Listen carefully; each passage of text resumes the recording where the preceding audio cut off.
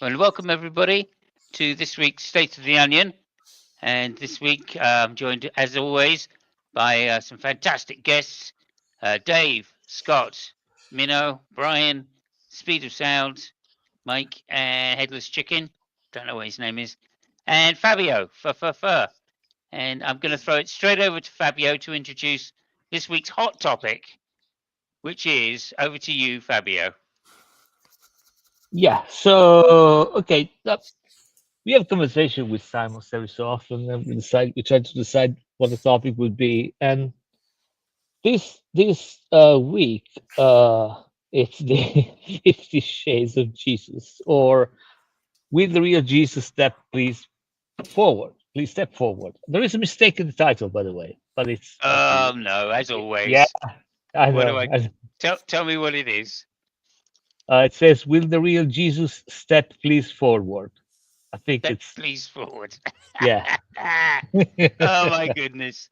Yeah, that's I added the please afterwards because I wasn't sure whether it would fit into the thumbnail. So Yeah. I You just know, wrote I didn't first of all, notice it please. till you mentioned it, so I think it's okay. Yeah, okay. Simo's Folk Channel Regardless, TM.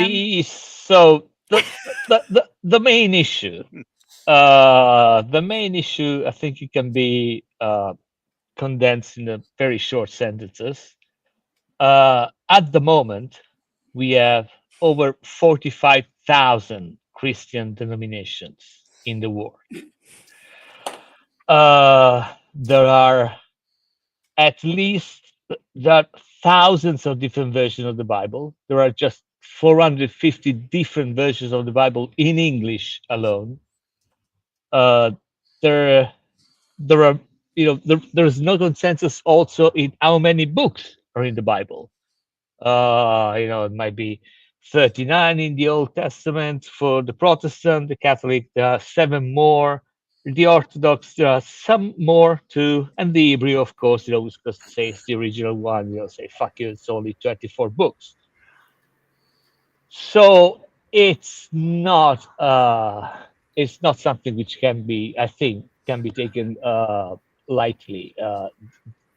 The, the, there are issues. There are issues with even if we grant, some kind of historicity of Jesus, if we grant, some of the things which are described in the Bible actually have historic reasons.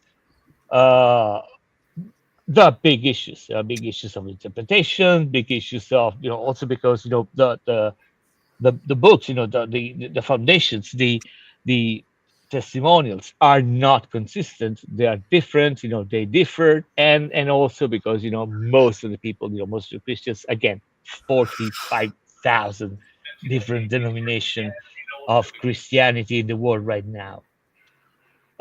Just to give you a rough idea, anybody which is, into engineering or stuff like that, if you need to know what is the diameter of a bolt that goes in such and such for this, such and such, you've got books, there is no interpretation. It's the same for all over the world. We found a consensus. Here it is, very simple, right? Apparently, the message that God sent to us, it's not as clear as an engineering book for very simple things. So yeah, that would be the crux of the problem. To you, Samus. Oh, okay, thank you. Yep. So let's start it off. Does anybody have anything they want to, however, a different interpretation that they want to start off, or uh, is that just basically where we should start? And if so, who is the real Jesus? Anybody know? May I I suggest, real quick, that Jesus is more like an ink blot test or a Rorschach test than he is a person, because he's distant, he's ambiguous, and he's way open for interpretation. And I was looking up prior to the live stream information about those images of Jesus with the magic wand that uh, come to us from the third to fifth centuries CE, and what it meant, how people interpreted Jesus then. And essentially, I think it means on the surface they looked at him as a Greco-Roman magician, related to or imbued with divine power. But he was like a miracle worker, and that was strongly how they interpreted him. Today, and I remember growing up, Jesus was more like your buddy. He was your friend who will listen to you. He was your therapist, and so the way people relate to him is culturally bound. It's determined by your personal experience with and relationships with people as well. So I just think he's a Rorschach test for people. Yeah, it's enforced. There are certain interpretations that are enforced by the larger cultural norms through the churches and other places. But yeah, he's just up for grabs. He's what you want him to be, and I think that's how religions thrive, is in the ambiguity. You can make him what you want him to be, and I think that's all you can kind of tell. There's no real Jesus. Do you want to just explain what a Rorschach test is? Well, that's dates back to the ink blot. Yeah, ink blot test. They will show you different shapes and abstract forms, and you tell the therapist, who's usually a psychoanalyst of the Freudian tradition, what you see in there. Oh, that's a pretty butterfly. No, that's a raving lunatic rapist or something. And that supposedly says something about you and your psychology. It's totally subjective. And I'd like to point out the exact wording of the test. My dad's used to do it for a living, but they will ask the therapist. The only thing that the person giving the test asks is they slide over the picture and they say, "What is this a picture of?" What do you see? No, they do not ask what do you see. No. They do not ask what is your interpretation. They ask, "What is this a picture Oh, of?" okay. I kept saying a bat, and they threw me out. So, well, the first few are basically just bats. Bats, right? Yeah. Oh, so I think Dave. I think Jesus was the Abby Hoffman of his decade.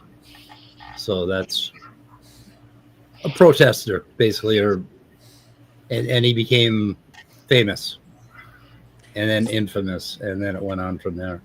But I don't know any more about it than that.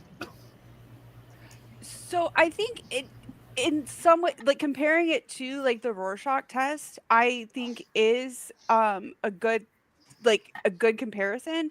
Partly because I feel like there are sort of there we go. Is that the first card or the second card? That's a uterus. I said it was a dude on a bike, like on a Harley, like from the front. Oh, POV. Yeah, I get it.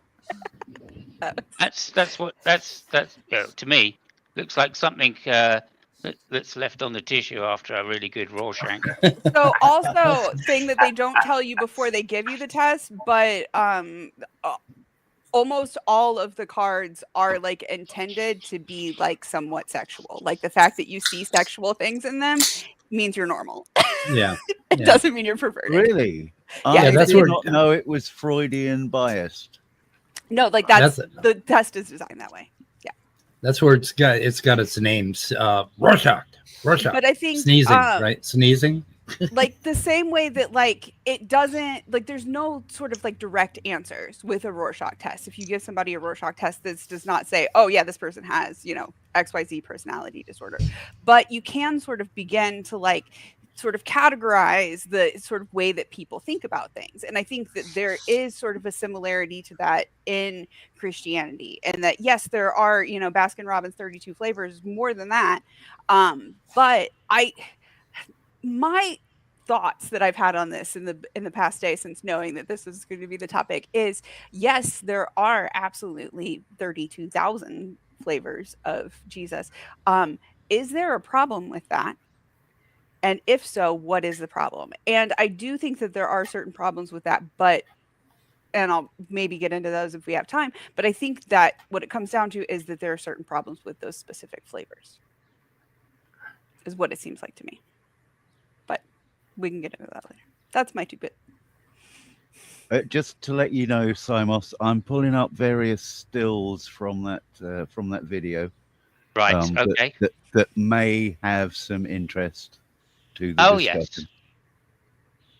yes. This one basically is just a broad breakdown of world population with regards the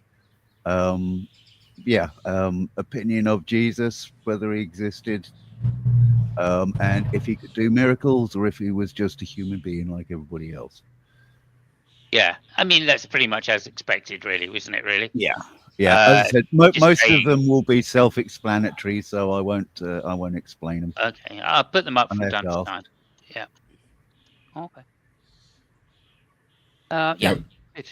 Yeah, my 2 cents is that I'll grant that Jesus existed and was probably executed for stirring up trouble, and martyrs make great stories, and the stories grow around them, and that's pretty much it. The stories grew around a person that was a martyr. That's my general 2 cents on Jesus.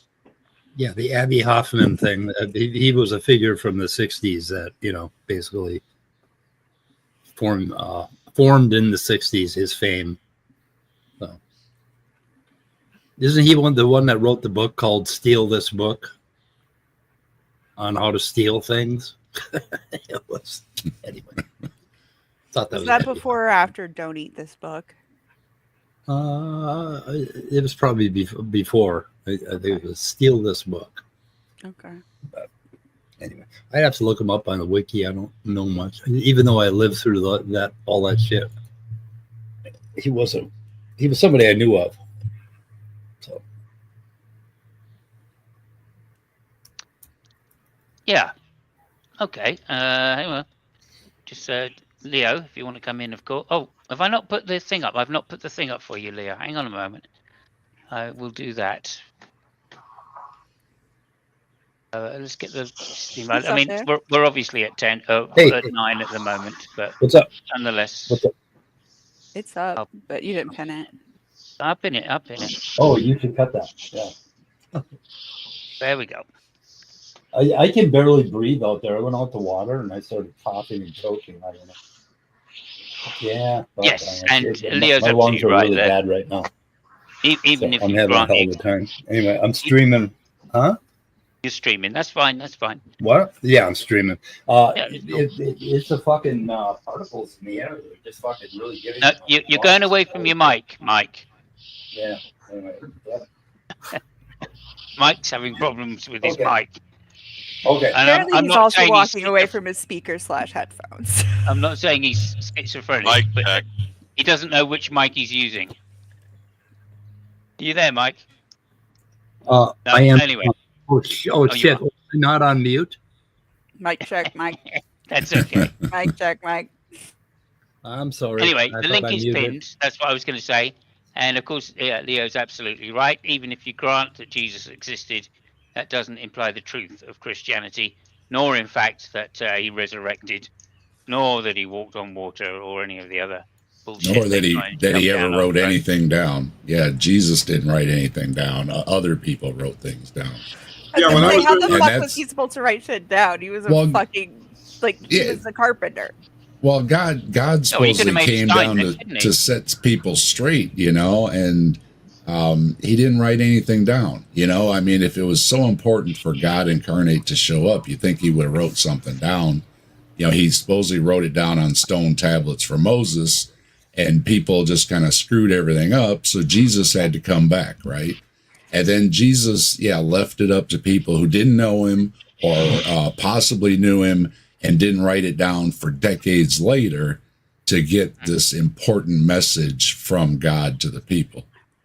That's what I was Yeah, gonna say. I Is it doesn't surprise me that he himself didn't write it. Moses himself couldn't write, but according to the story, but there were still people who could write, Sure. and there should have been people who could write who were around Jesus. Well, supposedly they knew he was born. The wise men came, right? It was prophecy and all this stuff.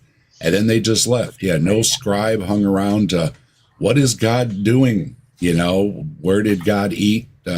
what did God eat? You know, those kind of nobody seemed to be following him around, writing it down, knowing that this person was supposedly divine or the Messiah in with the prophecy. Either way, you figure somebody would be, hey, what did he say today? You know, is today the day? You know, a reporter around. Right. I mean, what did Mary CNN. do? What did Mary do with all that gold? Good question. Bit Just of as a- embezzlement. Just on that point of Jesus and writing things down, from what I remember of reading these scriptures years and years back, one of the things that Jesus was, he was very anti-dogma, and when you write things down, it becomes dogma. Yeah. So there may have been an inherent resistance to the writing of things down and the turning of his ministry into the same sort of dogma that he was critical of. Yeah. Life of Brian, don't listen to me. Exactly. Don't listen. Yeah. Don't But listen to me. that doesn't make much sense either way, does it? Because if Can he's he so win? if he's so afraid of being misinterpreted if he writes things down, then hey, why did he let the Bible? No. And Well, then secondly, if he's afraid of being misunderstood, then word of mouth is no better. no, it wasn't a case of being misunderstood. It was a case of being dogma, anti-dogma. Right. Yeah. Not misunderstanding.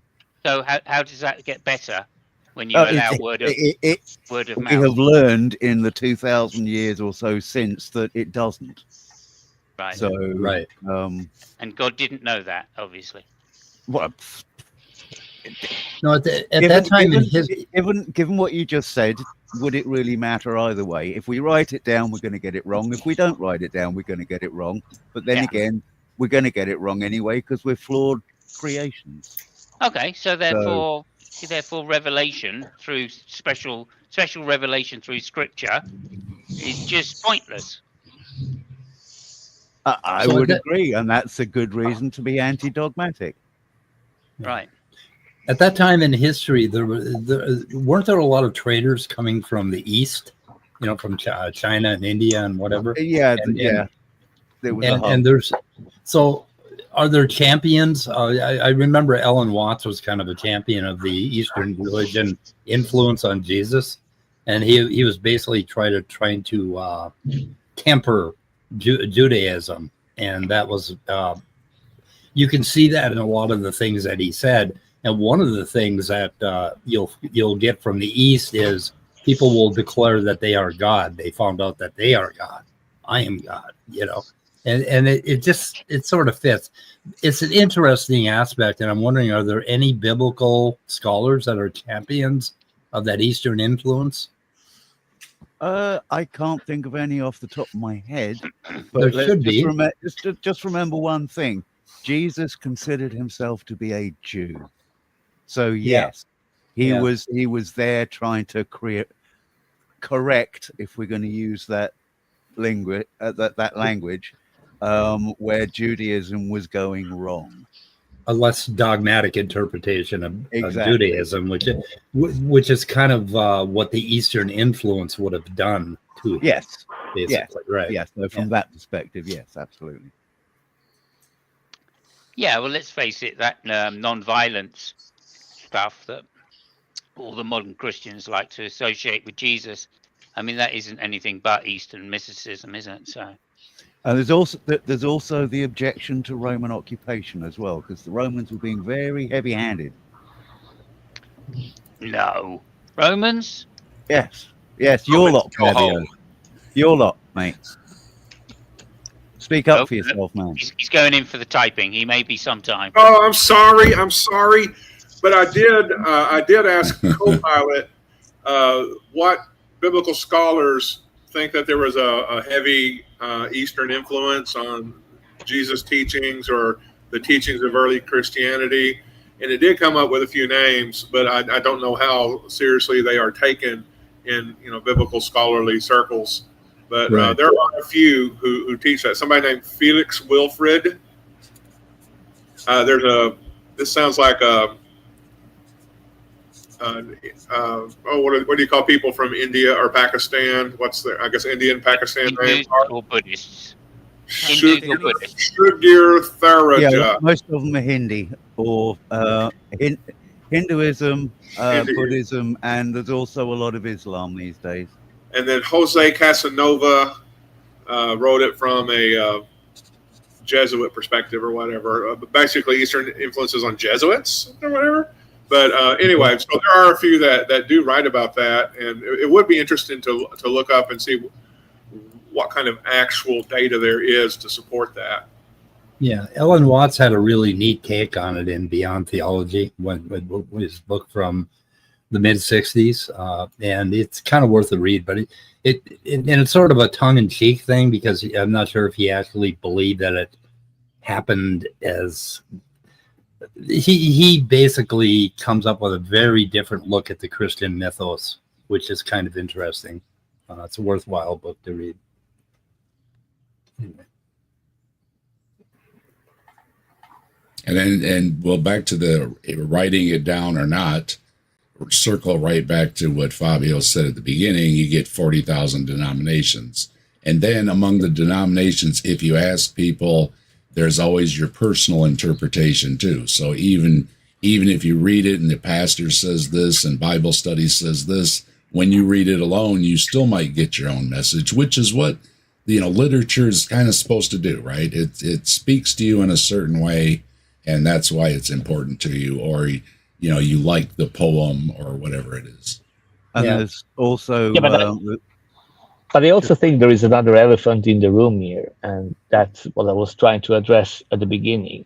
It is not an issue if you don't believe that Jesus is divine. It is not an issue, comparing it to a Rorschach test or whatever, and say, okay, I will interpret that historical figure or even that mythological figure. That's not really an issue.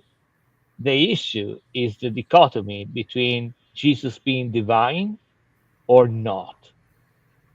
If you don't think it's divine, you have no problems whatsoever. You don't care. The fact that he said, that the golden rule was said by Lao Tse, 500 years before Jesus, is not really a problem.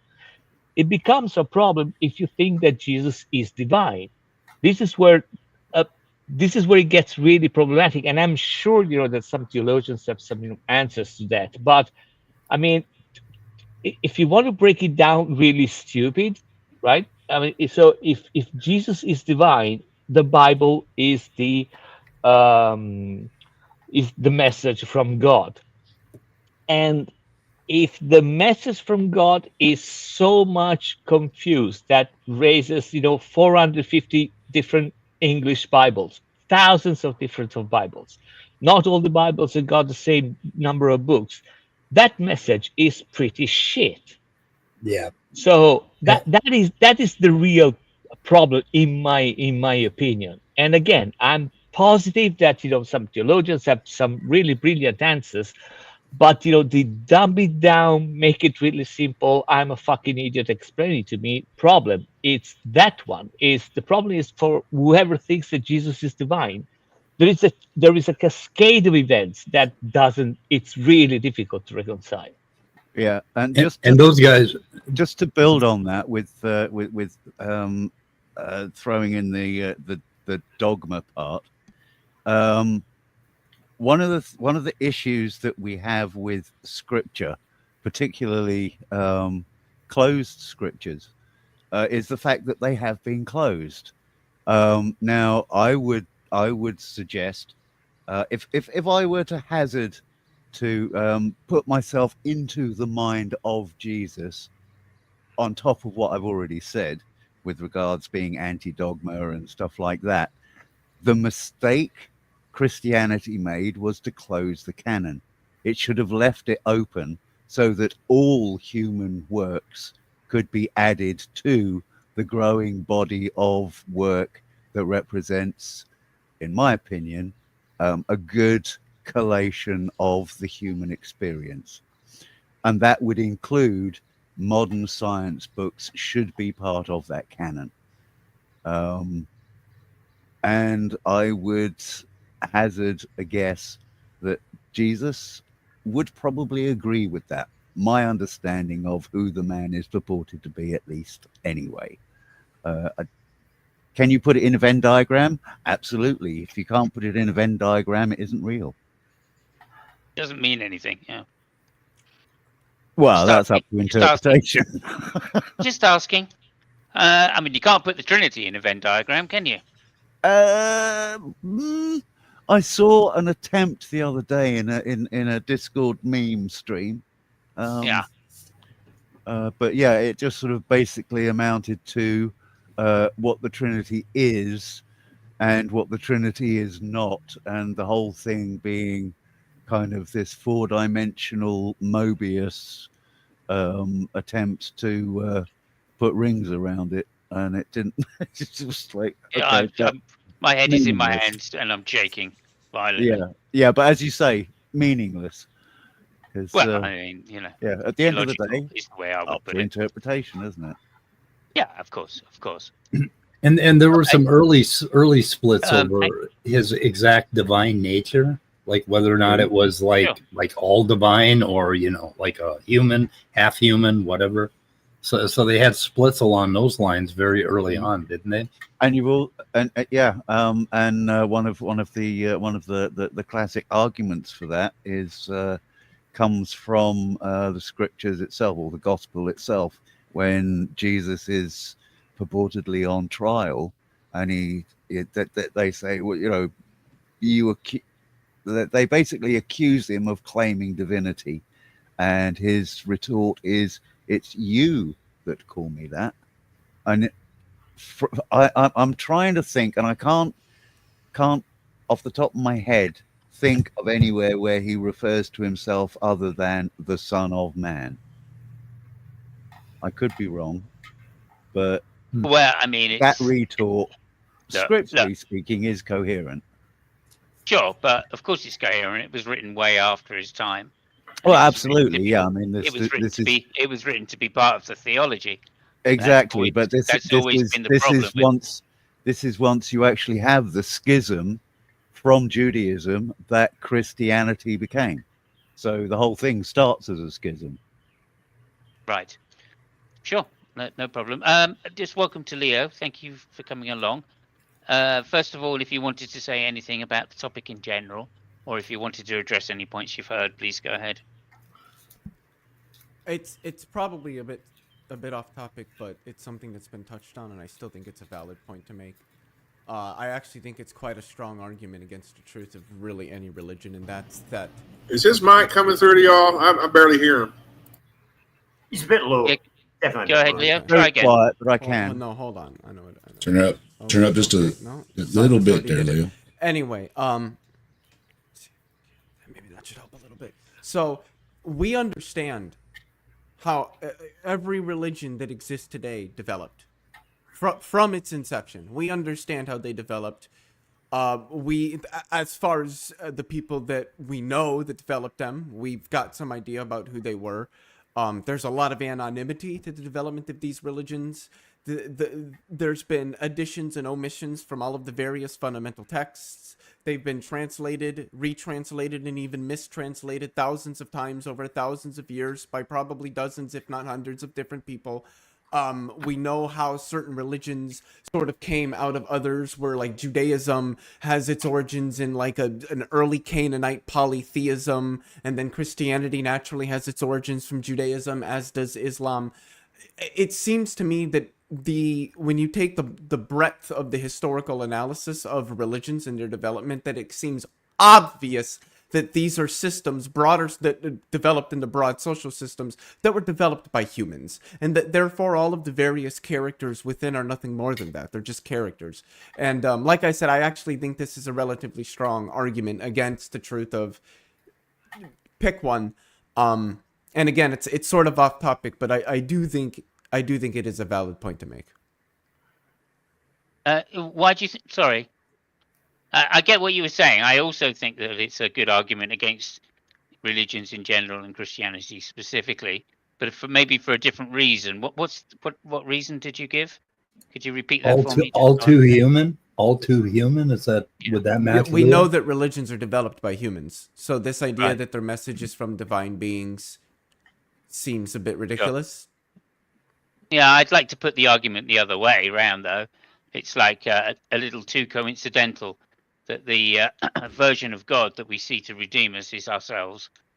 I mean, that's what seems psychologically coincidental. Well, of course, Too there's a coincidental. variety of human psychology built into religions that we can see. Like, clearly, these were things developed by humans, and the characters within them, even the supposedly non-human ones, are distinctively human. Like, they have human emotions and human thoughts and human ideas, and they talk with humans. And that's Yeah, I would agree. I'd say all too human is very, very it's a very pertinent take, and I would wind things back even further to a potential dawn of religion itself. And you look at some of the earliest things we find evidence of archaeologically as well as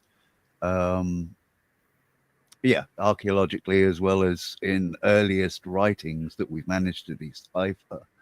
There's a lot of ancestor worship.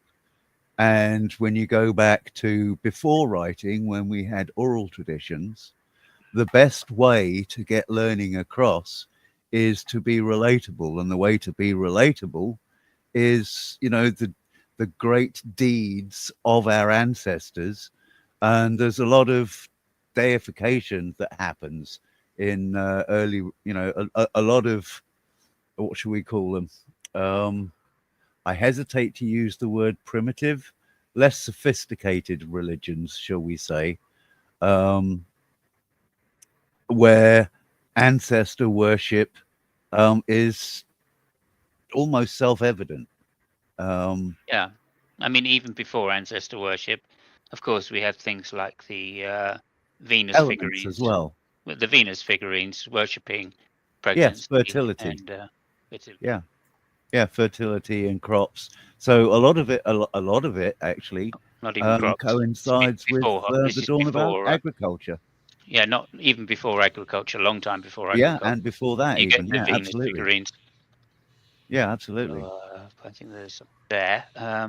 Yeah, pregnant women were to be prized. I'm sorry, ladies, but that was an evolutionary fact.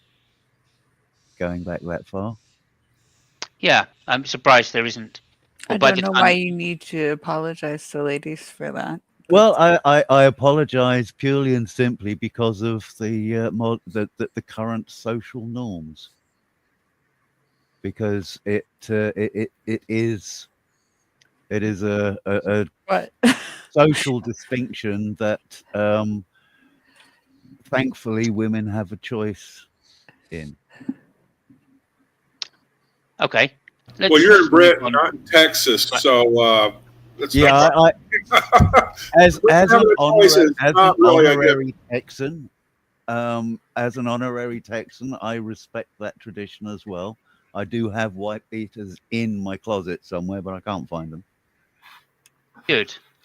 I'm glad we covered that so delicately. It's the only way to do it. Yeah, no, I mean, all that goes through my mind is Sean Connery, but that's another story. Okay. Tell the story, please. No, I'm not going to tell the story. No. Okay, so let's just stick to the topic, if we may. It's interesting to notice by those Venus figurines are somewhere in the region of 30,000 years old, I think, 40 to 30,000 years. And the cave paintings are 20,000, 15 to 20,000 years. And it's interesting to notice the change in society over that time. Because obviously the cave paintings are more about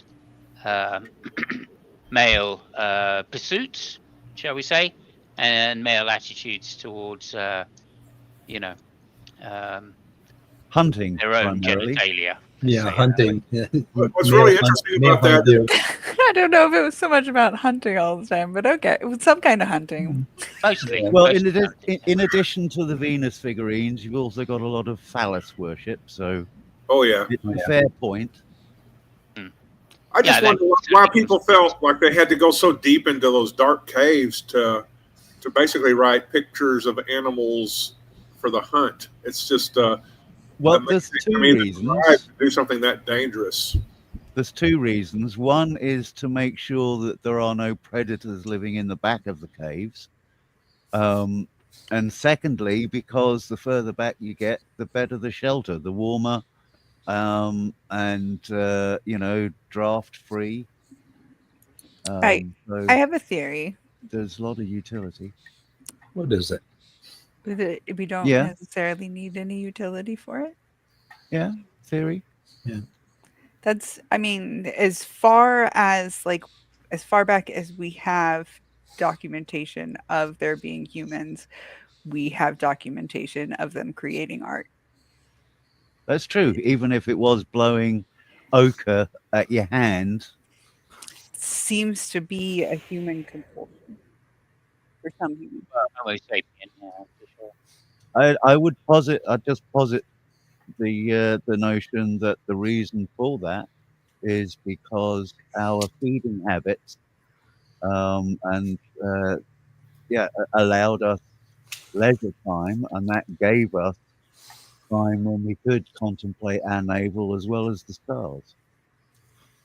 Yeah, interesting. Maybe. I've always thought it's not more to do with, but I think that when life became easy enough in terms of finding the right materials and the right ways to make tools, right? When we had that kind of domination, then that allowed us more free time because we weren't spending so much time hunting, having Agreed. fire as And- well, of course. Agreed, and I'm with you on that. Go ahead. But I think also it comes to, and this is, I think, just is something that comes from being an artistic person myself. When you have like the tools to make tools, you also have the tools to create art. So it's ish. Oftentimes art is created from basically what is considered waste product by a lot of society.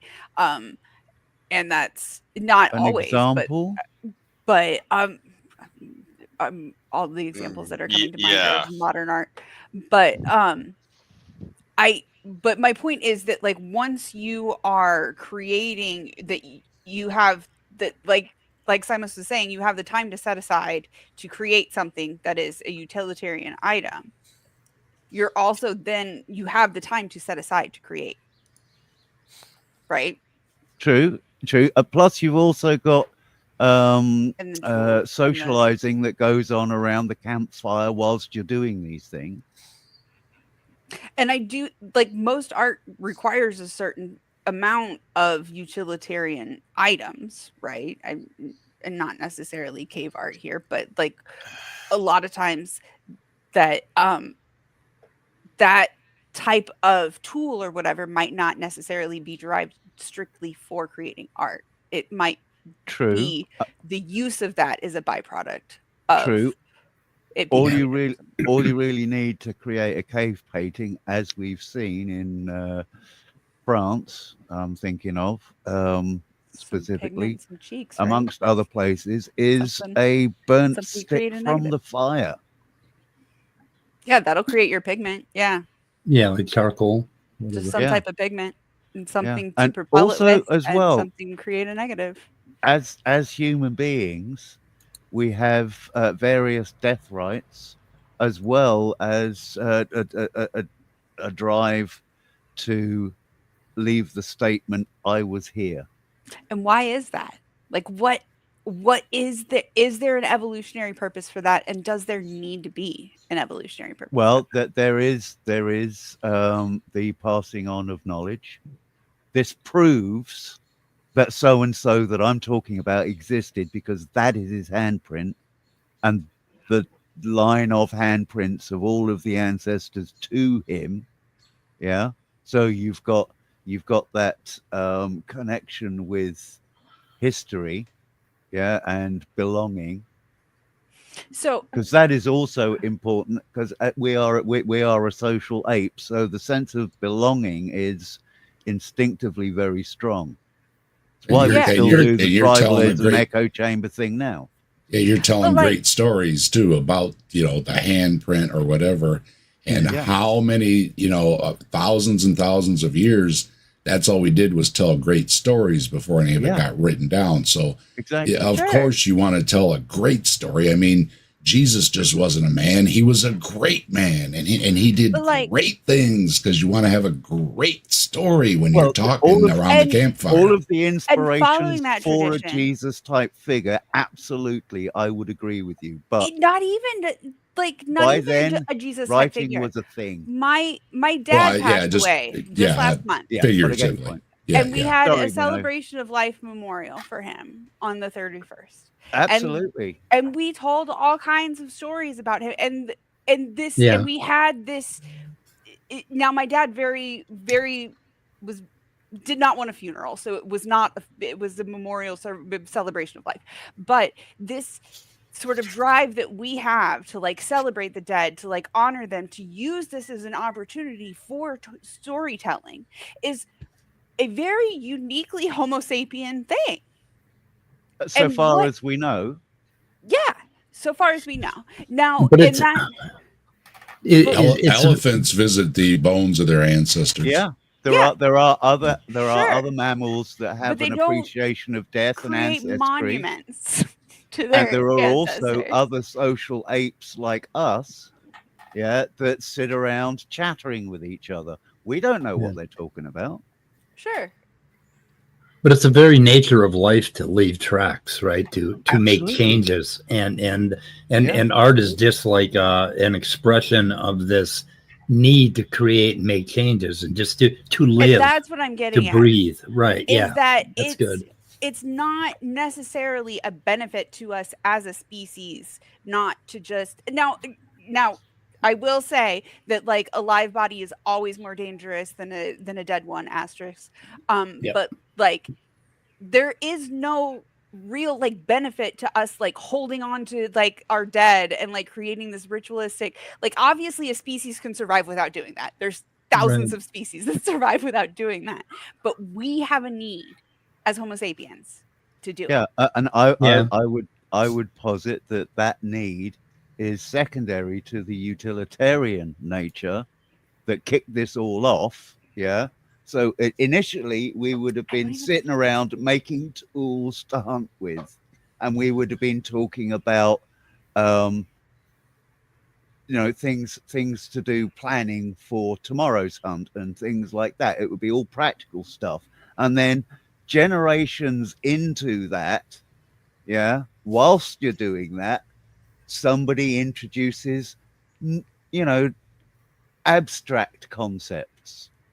Because in order to make tools, you have to develop abstract thinking.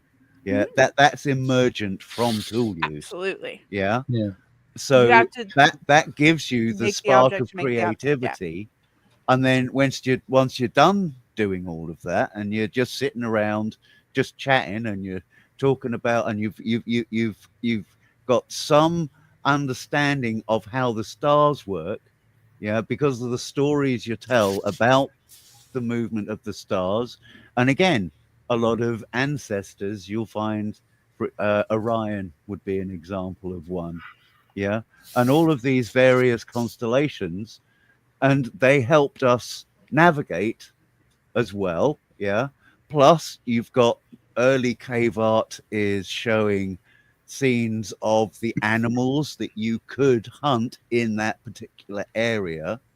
So being nomadic, you'd go from cave to cave, and that would give you utilitarian sign of what prey animals you would expect to find in that area, etc. And as our sophistication of thinking develops, and the creativity would develop along with it,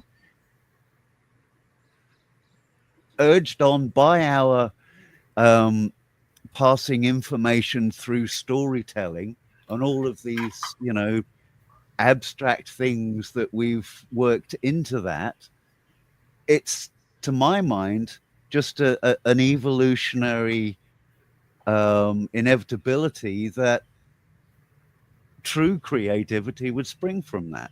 Yeah. Things like early music, art, as you were talking about, Minnow. But I'd say that is very much a secondary characteristic of the need to create tools for survival.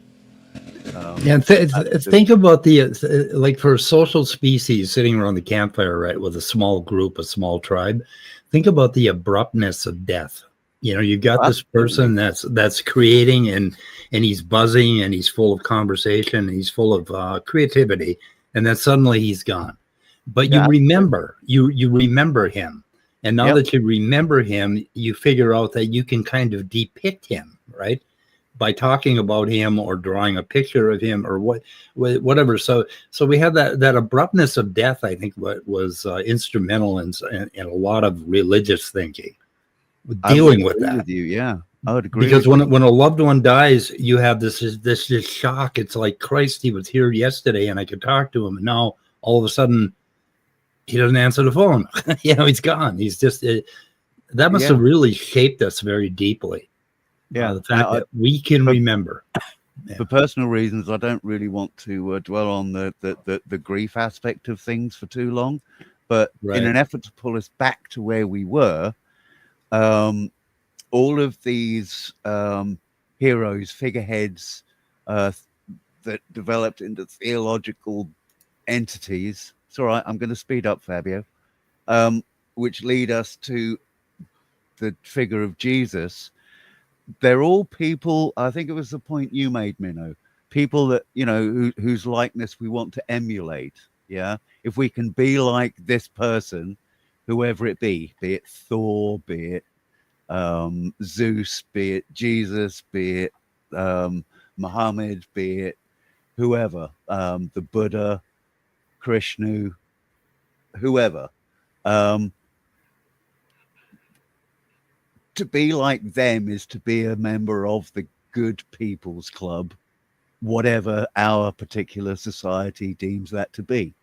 And I think in that sense, whoever the real Jesus is, just stepping forward into that mold, good and the bad, the whole rounded human being, I would say that, it is a good character to aspire to, good and the bad. I mean, okay, so back to topic. That's the basic problem, isn't it? Is that Jesus is every man, and it doesn't say a lot, because the different sects that have been created over the 2,000 years or so have exploited that to the point where there are so many schisms. And Absolutely. That's one of the chief problems with believing that this person was divine, is that there are so many sects which have reinterpreted what it means for the Christian figure to be Christian, or Christ, if you like. In fact, in the very language itself is written that, these allegories are just allegories. They're not literal stories. I mean, Barabbas, the name Barabbas means something which is just like something to do with the actual story and nothing to do with somebody's name. The son of the father or something like that. Yeah, and so is it just coincidental that each of these actors in a story have the name related to what job they do for the story?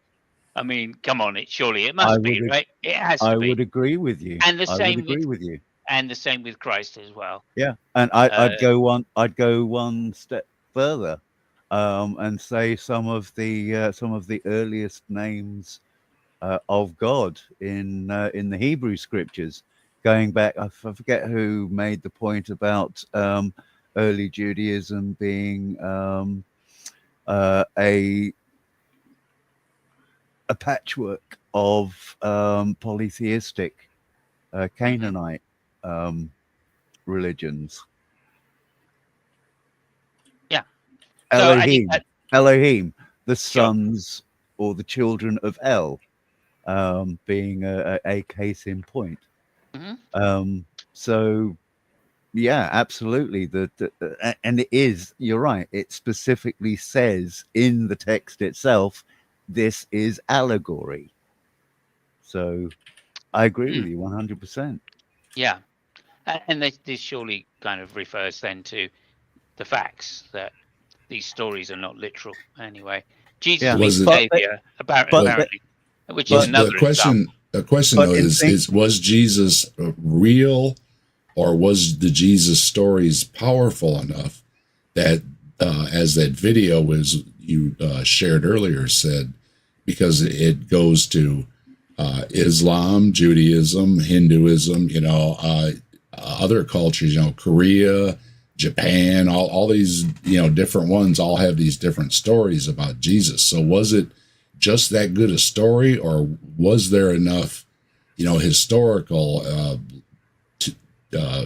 telling of the story, or what people would know he was really real, and that's why it transcended the Christianity, and Jesus shows up in all these other religions and cultures too.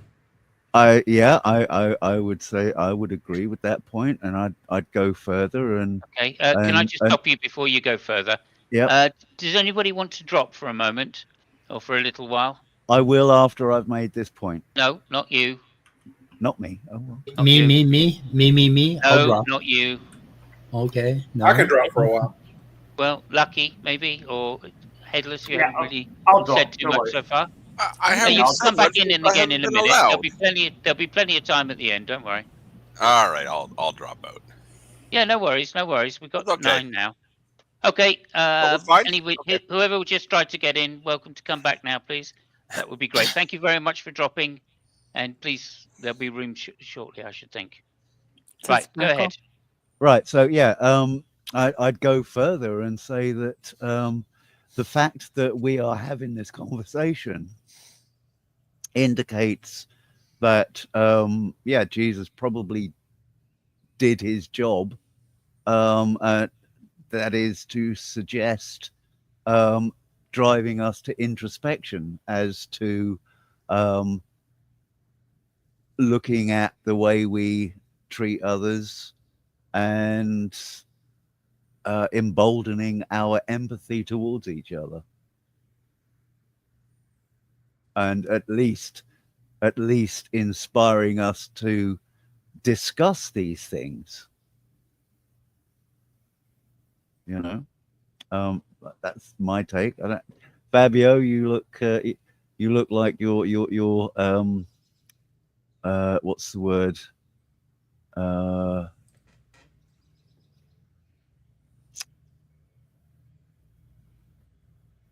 I hesitate to say just putting up with us, but there's a word that I can't find. No. So I'm outside. It's midnight and it's kind of humid. So I was just, cracking. Oh, my you're neck. just chilling. Yeah. Oh, okay, cool. Right. Is there anything you wanted to say in particular about the number of sects, etc., or I have another slight topic on I have no idea what we're talking about because you didn't explain it last night. So just so you know, I didn't know. That's because I didn't really know what it was. I just came up with the title and thought, oh yeah, it's an interesting title. so could you give me a quick couple sentences real Well, quick? basically, it's down to this: will the real Jesus step forward? So, what does it mean to worship Jesus? Number one, why are there so many sects? And can anybody really know what Jesus was talking about? Anyway, because we don't know what the real Jesus said. And I was just making the point that, if nothing else, the story I was building on what you were saying about the story spreading across the world, and every culture seems to have a Jesus story. So was the man really that impactful? And I was just positing that the world seems to be discussing its the way that it treats others and drives us to introspection with regards to our behaviors and the morality, etc. So, ergo, Jesus kind of did his job. Yeah, does it matter? Yeah. So, does it really matter? It's all kind of Given that it served the purpose that, and we've linked it to oral traditions and ancestor worship and tool use and art and the birth of all of these things, and we've ended up with characters to emulate. Gotcha. I think religion can be a helpful tool for people. It can bring hope or comfort. It can give people like a reminder when you don't feel the need to be good or kind or merciful, because sometimes our gut instincts are quite the opposite. We want to be violent maybe or something, and it'll tug on you. So even if you were really compelled to do those things, it's a reminder, a boundary to remind you to not do those things. And everybody has maybe some governor like that, I guess, probably. It doesn't have to be religion, but some sort of governor like that reminds you. Sometimes it's another person even. But I think the different kinds of messiahs in the world, so to speak, like Krishna, for instance, or Mithra, or heaven forbid, Dionysus, like these quote unquote Jesus characters, they all have some very defining traits though between them all. So they're all redeemers, so to speak, but they all have some different traits to them. Like Dionysus is very hedonistic. Like he's a great if you want to go for your physical desires. Where Hinduism and Christianity both challenge you to look beyond this world, both of them. So like their types of messiahs are a little bit different as well. It's kind of interesting though. And then as far as denominations go, how people view Jesus has a lot of variance. There's like, the Jesus of the Sermon on the Mount, and people are like, yeah, that Jesus. And then there's Jesus who curses the olive tree and makes it die and says, take up your sword, and I tell you the truth. You think I bring peace to the world? No, I'm going to turn brother against brother and you against your family. And I think, but only in a discussional sense. Yeah, I think, well, the sword thing I think is a warning for persecution. And I think the turning in the family is that if you're moving from Judaism or paganism and you're leaving your family belief system, it's going to cause problems. But I think that I think my point is that these modern Christians, when they're reading scripture and they're pulling out insight from that, they're going from our current history and then they're applying what they want to see, dare I say, to whatever flavor of Jesus they like, right? So like, I can't tell you how many fundamentalists I know that love a God of wrath, that love a God that's gonna come and kick ass and justice. So like cosmic justice is very appealing to me, but the cosmic justice I think is appealing is restoration, like restoration of all things. I think it's awful sad that some kid could be born, have bone cancer, and die at 3. I think it's a grotesque evil in the world. I think it's so tremendously sad. And so for people like me, there's a draw for restoration, and hope. And then they go, well, you want to be in heaven with that guy. He's like, an evil person. Maybe not, but if he's restored to his best self, maybe it doesn't matter, kind of thing. And then there's other people that are like, I just can't wait for you to suffer for all eternity. And you're just like, wow, like you really want that to happen. And so I don't know, it just kind of depends on the person, I think, that reads scripture. And I view religion or spirituality as man trying to reach out to God and trying to understand. But I see us as flawed, and I see scripture as flawed, actually. But I think that you're going to see those many flavors of Jesus himself, or these many flavors of different messiahs, because really it's culture, and it's our needs that influence how we read things and perceive things. And it's just one of those things. We can use religion to talk us back for things that like we might want to remind us, to put the guardrails on, things like that. But the different flavors of Jesus or the different flavors of Messiahs, things like that, there's just so influenced by culture and our perspective that it's pretty obvious, I think. You just said a very interesting word there that I think opens up quite an interesting slight shift in the conversation. The word Messiah and the need to be, quote, saved. Saved from either from ourselves or from others, or from what we've done. Yeah, from things that we've inherited somehow.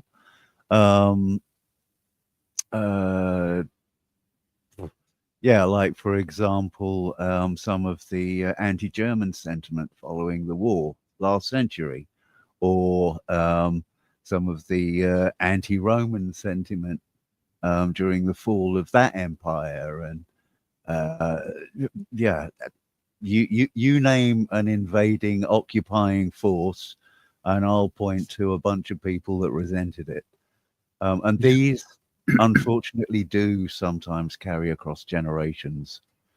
But all good religion is about grasping something outside of yourself, about making yourself less important and reaching for some token outside of yourself. And that is in fact how the program of AA works. When you can give over, suddenly you transform. And if when you said save ourselves from this empty hole of angst that is the reality of the cosmos, basically. And when you reach outside of yourself, it no longer matters what happens to you or what, travails you're going through, if you can reach outside of yourself to other people. And I think all religions sort of have that theme of this outer token, this thing to believe in outside of me. Does that make sense? I think so. I mean, what I got from it is grasping things from the shared reality that are common to us. Yeah, I would argue there's exceptions to that, though. Like I would agree with you. So would I. Like for Buddhism and Hinduism, but then when you get to Scientology and Satanism's just straight up self-worship. That's hedonism, self-worship with a little bit of humanism. So the humanism part kind of waters it down again. But if you look at the tenets of Satanism and you talk to Satanists, like I do, like Tyler, for instance, it is a little bit of humanism and a lot of hedonism and self-worship. And there's ethics still. There's definitely ethics there that are kind of in line with humanism, but this whole outside of yourself, no, it's please yourself. How about paganism? Paganism is like nature worship. That covers a very wide range, and numerous religions. Okay. I can't speak on paganism. That's an Ocean Keltoy thing, and I don't know where he is. Yeah, I mean, you've just off the top of my head, you've got got the Nordic traditions, and you've got Wiccan, and some of the concepts that Ocean pulled out with Nordic traditions was interesting. I think he talked about something called Firth, or it's like I think it's spelled Firth, and it's this concept of when you're at strife with one another and you're pretty much enemies, that for that time being you lay down your sword, for that time being you have a meal. Or in the debate community, for that time being, a fundamentalist Christian might be polite and talk to a anti-theist, and for that time they are cordial and polite and have a discussion instead of just flat out war, and it's that concept. That's an interesting concept because we do that, but I never thought of it as like a single word. Yeah, it's kind of like it's the sort of thing that I would imagine happened at Göbekli Tepe. You've got all of these sort of wandering, partial hunter-gatherers, partial farmers, depending on season, and once or twice a year or once or twice a decade, they all congregate, and you've got all of this sort of joining together, and you sort of pool your resources, pool your knowledge, you do trades, and you you do a little bit of family genetic swapping by, pairing up, new partners, blah, blah, blah. And I think that, there was a lot of that happened. That's personal. I have yet to see any substantiation for it, but I personally think that is consistent within our nature and what we see archaeologically.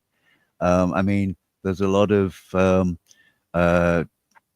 Stonehenge, for example, another megalithic site that is obviously used for gatherings. And as you were saying, the Viking traditions, once a year they'd sort of get together and they'd do their heathenry. That's what they call it. Yeah, heathenry, their heathenry. And rituals. Yeah. Yeah, their rituals, and you'd also have marriages and other things that would happen at this sort of time as well. And in this country, you've got the rituals surrounding Beltane and all of that stuff going on as well. So yeah, it kind of happened then as it happens now. We do congregate and we do need to swap and trade and share the genetics around so that we don't become genetically stagnant. But then that's something we've always done. I mean, just look at the spread of humanity. I just want to say welcome to Nymph. And did you want to just add anything about the topic or in specific or in general? I'm just happy to be here. Also, Brian, how do you know that the Stonehenge has been assembled to be for gatherings, especially? Purely and simply because a lot of the archaeology that's been found nearby settlements, and there's a place not so far from here where you've got like an early attempt at something like Stonehenge in and around the Woodhenge occupations and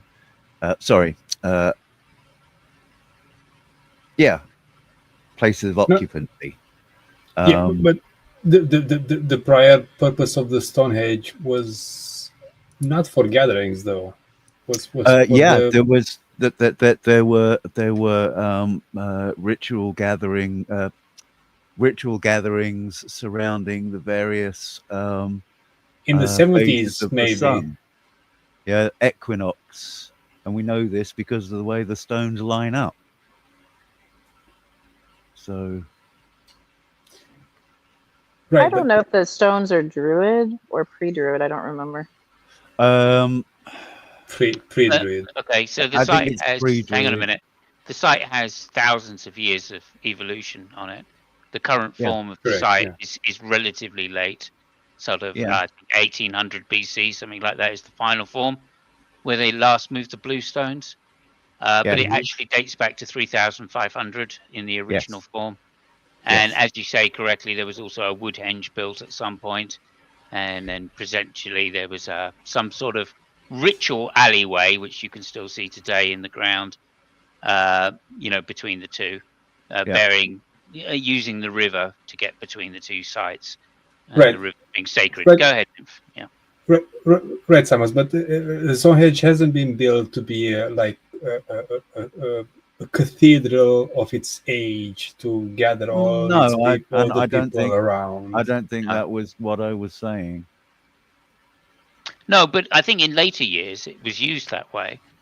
It seems to be not originally intended, but the reason I say that is because strewn across the landscape is Neolithic stone circles, Yeah. Right. I mean, they're just everywhere, and they're not Yeah. lined up specifically with the stars. You'll or also anything. find them in northern Like- France as well. Yeah, that's kind Stonehenge of is just the different, biggest. though. The men. Right. men What I rings- was going to go Let's- on to say there was strewn across this landscape of these stone circles on various different sizes, but they're usually built next to settlements. That's the key point. It's like they specifically have a see. purpose for the settlement. Now, whether that is a hierarchy kind of meaning, and I would normally think that that's more to do with graves than it is to do with stone circles, which are not. You don't find many burials at stone circles. So I'm therefore Although it's there a is- life. I'm assuming that it's a life ritual based on. But there that. are that they have found remains under headstones in Stonehenge. they though? There's the King's Stone, for example. Right, as far as I'm aware, there's one burial, the Archer burial in the ditch around Stonehenge, but not actually. I didn't think there was any in Stonehenge at all. I'd Was have that to see. burial I might have to refresh. ceremonial in any way? Well, I mean, the Archer that they found buried there, from what I remember, wasn't even from the UK. I mean, he wasn't native. He Right. was from like southern France, and obviously he's buried with some very high tier items. Yeah, Like so he bronze obviously came and- over here and made an impression. Yeah, and more than likely he was a leader of some sort. I wonder how like they chose who to throw in the bog. That's a good Oh, you're question. talking about Piltdown Giza? No, it's not Piltdown. Is it But not? there's a no. Piltdown was. I know- Piltdown Man Bog- was. Oh, yeah. No, yeah, we're talking about the bog guy. Yeah, Yeah, I, when gotta, I know a few people I'd like to throw on the bog. You just throw them in the bog. Yep. I Yeah, see the Yeah, Canada. So what was your specific inquiry, Nymph? If we can try and get back to the top. There was no specific inquiry. I just wanted to be here and just say that I love your stream and love you, all of you around the stream. If you Thank need you very to much. get me out, please do. No, you're fine. You're fine. That's very kind of you to say. Thank you. Okay, so Muchly appreciated. yes, thank you so much for that. Okay, so basically, just to try and tie it back once again, like obviously, like it's a religion, so it's fulfilling the same purpose that it goes back through history, and obviously we know a lot of the Old Testament stories are based upon Mesopotamian myth that's previously Can I- existed. Go ahead. What do you mean by religion? I have to do the Jordan Peterson kind of thing in here. And when you say religion, what do you mean? To Yeah, attend to. Just kidding. I'm kidding. That's Sorry, we just were worship. talking about that last night. Yeah, we know that's worship anyway. But no, I mean, for me What- personally, Simon, Simon, hold on. religion. Before you answer the question, Neff, did you make your bed? Yeah, you the only claim I your- read the 12 steps, and the only thing it gave me was a very full closet. Okay. Yeah. So like, where were we? Oh yeah, religion. Yeah. Again, for me, it's some kind of dogma around which a culture solidifies. So I think it's that basic. Whose it's culture? Huh? Whose culture? Any culture. How are you tied to any culture? How am I tied to any culture? Well, I was born there and I live in the society, So it is a specific culture. Well, religion is definitely affected by Religion culture. religion is a general word. It's not a specific word, is it? Yeah, but for you, there is a specific culture that you Oh, yeah. tie religion to. Yeah. I mean, I'm a cultural Christian because I grew up in the UK, where we have a head of state, which is head of the religion, and Of the course. hierarchy of our country is dominated by that Yeah. monarch who The Protector of dispenses. the Protestant Protector of- religion. Well, specifically faith, and by faith they meant the Anglican Church. It's now changed in the modern world, of course. But yeah, but it's not only that. They also sign off all the laws, and etc. etc. There are many cultural things. They give the titles out. They give land. To Are you people. saying that religion is dictated? I am, yeah. It's very much dictated. Yeah, of course it is. It's a human invention, and it's there to bond society together in some way, to show the other that. So these people from across the ocean that talk about religion, they have nothing in common with you, per se. Oh no, we're both humans. Yeah. Both humans. Yeah, we're both social creatures, social mammals specifically. Yeah, but that goes without saying, though. Well, I'm not sure it does go without saying, but if you're saying that, because you just said, am I saying that we have nothing in common? No, I'm not saying we have nothing in common. In respect to religion understandings. Well, this is what I was saying about the Mesopotamians. I can't even say the word. Those, yeah, those, the fact that I'm in a Christian country, well, that's directly affected by the Old Testament, the New Testament, and then the Old Testament. And the Old Testament is directly affected by the stories of Gilgamesh and, the Babylonian stories and the Sumerian story, creation myth, etc., right? Hey there, I'm Ash. I'm excited to work with you. Are you aware that the vast majority of Christianity would not consider Anglicanism as a form of Christianity? Yeah, okay. And? Am I bothered? No. Why? Well, it's Protestant for a start. I mean, the Catholics don't think that it's proper Christianity. Although you're talking about I'm guessing that you are an Eastern Orthodox, are you?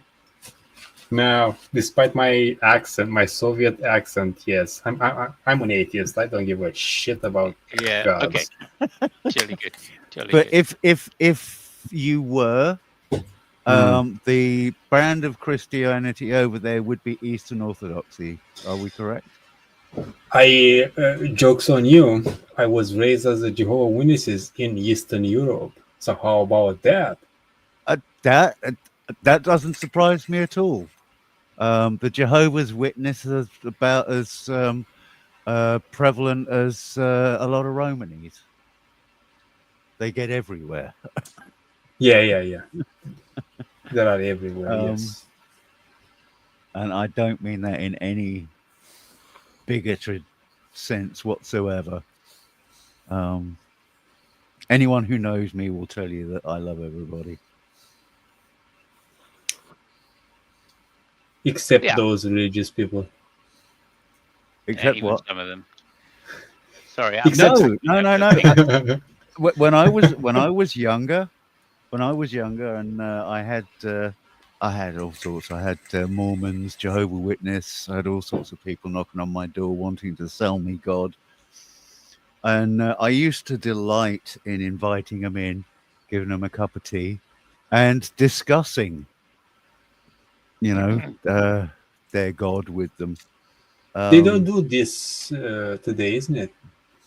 I haven't seen any for a good couple of decades, no. Except in the movies.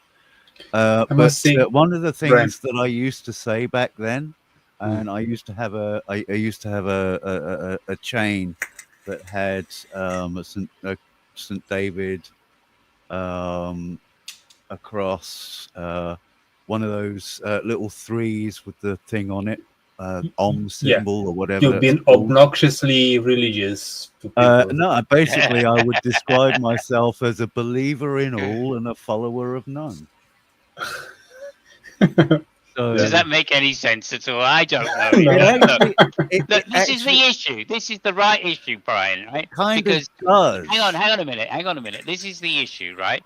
is there are all of these fucking sects, these Christianity sects, which are all happy to fight with each other, right? I mean, literally the blood of Europe is just strewn across every inch of this fucking continent. Agreed. Because these sects have just gone to war with each other for fucking generations. Yep. Right? And at the same time, now in this modern world, everybody's going, oh yeah, but it's about peace and love. It's about all of this bollocks. Right? And No, I would- the only reason they're doing that is because at some point the Beatles took some LSD, and so did everybody fucking else in that generation. And all of a sudden they're all fucking hippies, right? Exactly, the Did we- goddamn did- hippies. Tell Yeah. us how Did we you learn? really Did feel, we brother. learn nothing from punk music? Are you saying that they Discuss. forgot about dogma because they took drugs? Well, I don't know. I don't know. There's plenty of dogmatic boomers Okay. that were hippies and then turned not hippies. I mean, look at Calvary Chapel. Calvary Chapel churches that took over California, they all started, and there's like a movie about it too, and it was like kind of kind, I thought, actually. I hate my peers. I'm going to but drop a phrase that is going to trigger Simos incredibly. but it's basically surfer Jesus, hippie Jesus, biker Jesus, Oh, modern day Jesus, but also being a hidden Baptist. They're hidden. They are a Baptist church. They hide it on the backside. Hidden Baptist. Yeah, that was There's a lot like- of hidden Baptists. I was a teenager during the summer of love, and so I grew up during that era, and it really pisses me off how a lot of my peers just totally forgot what we were on about back then. I mean, they completely forgot everything that we uncovered, and they ended up turning it around and becoming assholes, just like the parents that we were rebelling against back then. Isn't that I don't because they understand that. discovered the mushrooms, Mike? No, it was a lot. It was a lot more than that. It was like Kennedy. It was civil rights. It was just a whole bunch of a whole bunch of stuff that led into it. And then the psychedelics, of course, enhanced the whole experience. But I don't know what happened to them later on. They all became, I guess, what you call boomers, and a lot of them became conservative assholes. Wait, they're all because they fucked the entire world. Like, I'm gonna go on my boomer rant. Boomers, they brought us computers. Yeah, like I know a lot of people act like they can't run computers, but they are the inventor of the modern PC. I was one of those guys. I was one of those guys in the very early days of PC programming. Yeah. Super appreciate it. But boomers are the ones that fucked our education. Boomers are the ones in America, at least. They fucked our education. We could have had a free university. They said, nope, can't have that. They fucked our real estate. They all bought houses at a normal rate. Right. They fucked us. Right. And they're still sitting on the houses, by the way. And they fucked the entire Middle East. Like, right.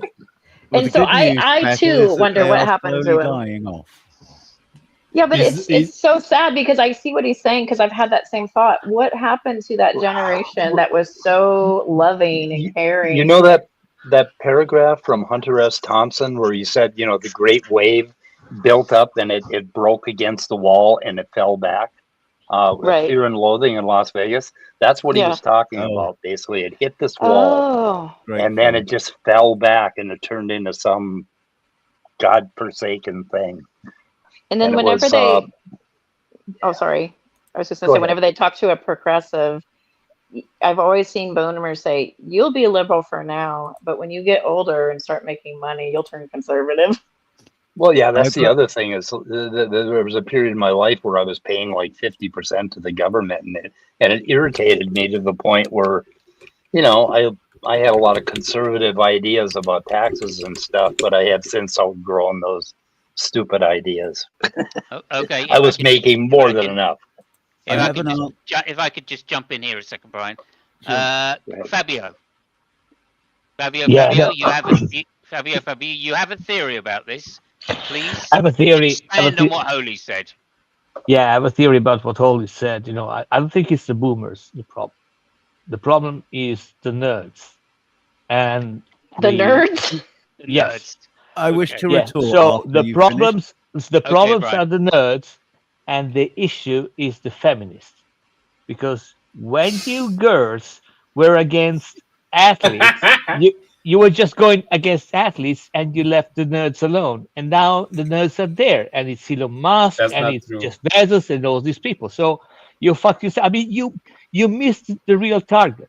Plenty of women has been interested in nerds Okay, yeah. throughout Right. ages. Exactly. Right, Exactly. before- That As is long as they exactly make what I'm money. saying. As long as they make money.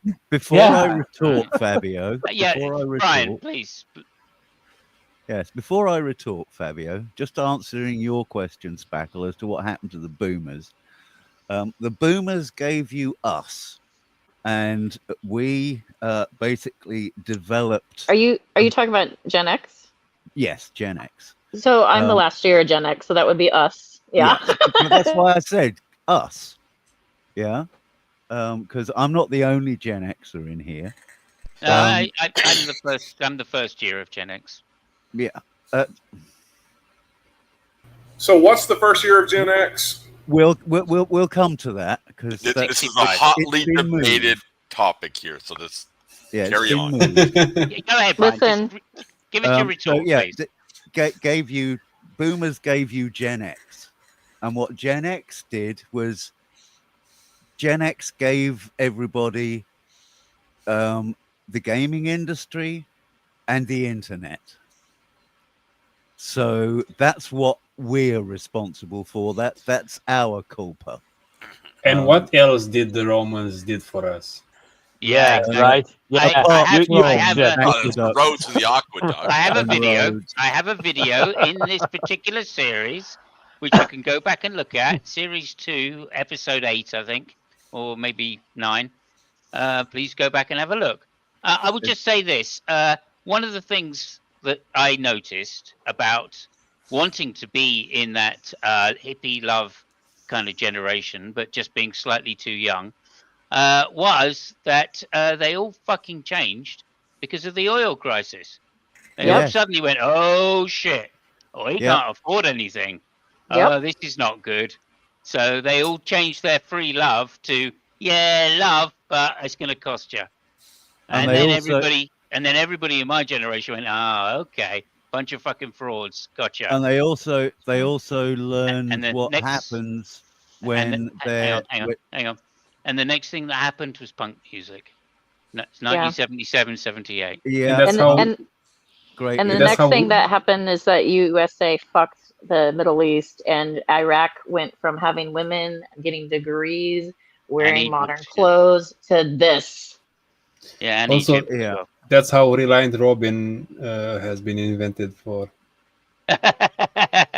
Anyway, what was your essential point, Fabio? So I can retort. The problem is really simple. When Zuckerberg was bashing, when people was bashing Zuckerberg's ad against the wall, right, by athletes, and the feminists come in and say, "Oh, you got to leave him alone. You got to leave him alone. You guys are a bunch of bad boys." And then those boys are probably on drugs or on cocaine somewhere because they're failed human beings. And in the meantime, Zuckerberg and Cambridge Analytica fucked your country and fucked everybody else. So they should have actually let people punch Zuckerberg in the face a little bit more, and maybe he would have been a little bit mellow and not being such a cunt. I don't and see Zuckerberg it is that way, one, but Elon Musk is the other one. That's some high accusations, Fabio, though. Yeah, and I'm not sure you've given me anything to retort to now. I mean, Cambridge Analytica. I didn't made it. He made it. How did Cambridge Analytica fucked up countries? One word. Well, I mean, I'll leave Brian reply to that. Yeah. Yeah. 2 words: data manipulation. And I'm not sure you've given me anything left to retort to, Fabio. I know, There's right? nothing that you've just said that I would disagree with. There you go. Yes, you said something about feminism. That was the other thing that Gen X gave us, and this was what wave that started was with the boomers. I think that's we're third wave. Well, Gen X is third wave. They're second. Boomers gave us the second wave of feminism, which was good because that was still fighting for rights. My mum, who was equality of rights, my mum, who was a boomer, she was one of the pioneer single mothers who went out to work and forged a career for herself. So all praise to her, and she was one of the people that fostered my interest in computers, along with my dad, who gave me one of those boop boop boop ping pong things. The pong game. Yeah, Right. huge it was, the size of an old Atari, and it played one game. But when you switched it on, it was there instantly. It was great. Magic. But yes, 1950s, 1960s was their peak era. And yes, they put a man on the moon, if you believe that story, but that's another podcast. Here we go. Yeah, that's series 2, episode 4. Yeah. And gave us the equivalent of a mobile phone that took an entire complex. Can I say, Brian, to provide? You give me the Stephen Fry vibes, but for the Stephen Fry, but for the wrong reasons. I'm glad because he bats for the other team. Yes, Sorry, let's not get that's season 1, episode 12, I think. Okay. Right. So I don't even know where that leaves us anymore. I think I derailed it with fuck the boomers. Sorry. I have a slide. Yeah. Show Now the we've slide. done. Hang on a minute. Now we've done fuck the boomers. Yeah. Let me show the slide first. Boomer hate. God damn. Am I the only There boomer we here? go. Absolute truth and relative truth. Discuss. There's no difference in there. We're doing truth again. Yeah, I'm not sure we want to go back to truth. However, I will ask this question. Well, it was in the concept of messiahs. Sure, I will ask this question. Did Jesus enjoy being the savior and everything that came with it? No, he didn't. He wrote it in his Gospels. Let me get the introduction out at least. All right. Did he enjoy it? I.e., 50 Shades of Jesus. Did he enjoy being on the cross? Go ahead, Nymph. No. Why not? No, he didn't. He said, Father, why the fuck am I here? Yeah. Yeah, if you've ever trodden on a cut nail and had it go through your foot, you know exactly what he went through. He was doubting his choices at that moment. Yeah, I think we've all been there though in the heat of passion. Yes, yeah. So in the biblical story, Jesus is in the Garden of Gethsemane, and the question is whether or not with a naked young boy, by the way, in the middle of the night. No, the Epstein wasn't around yet. Yeah, neither was the Catholic Church. Yeah. It's in Mark. It's in there. Yeah, they say prostitution is the oldest profession, but I think there's one older, and that is. But when he was in the garden, it says he was weeping, and he does say, "Father, if there's any way, can you take this cup away from me?" Meaning he doesn't want to do it. Yeah. And that it says that he starts sweating actual drops of blood, so he's stressed. Like that doesn't sound like he's enjoying it. It sounds like he's dreading it. And he knows where this is going to lead. He knows it's going to come to an execution because he can just he probably knows that people are riled up, and he's just sort of stuck. So like in the story, he's aware he's going to suffer and actually doesn't want to, because in Christianity,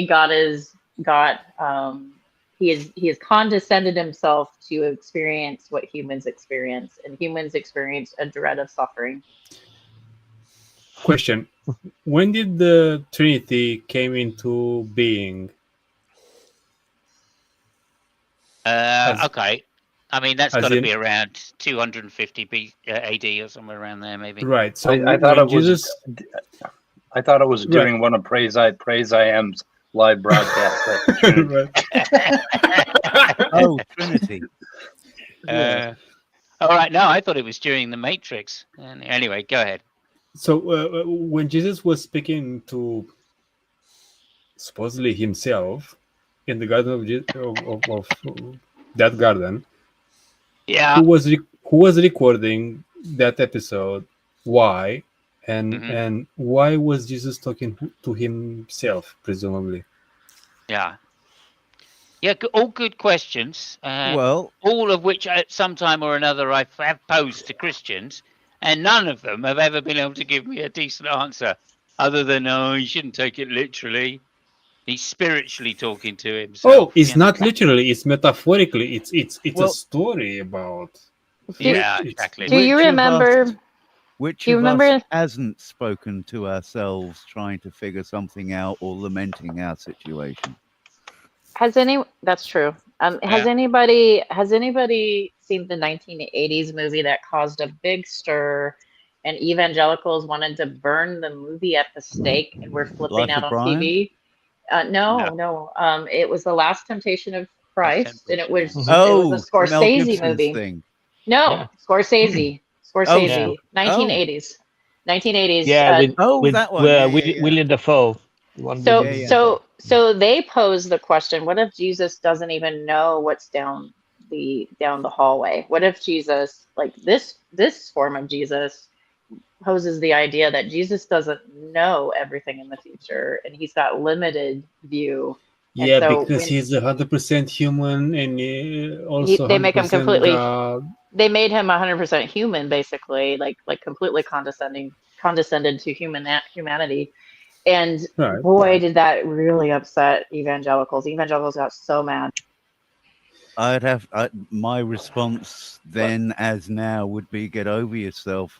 Humanizing Jesus is a very good, is a very, well, I hate to use the word tactic, but yeah, for want of a better one, it's a very good tactic. If you want to actually sell the story, the concept of being nice to one another and standing up to authority and stuff that's unjust, then yeah, absolutely.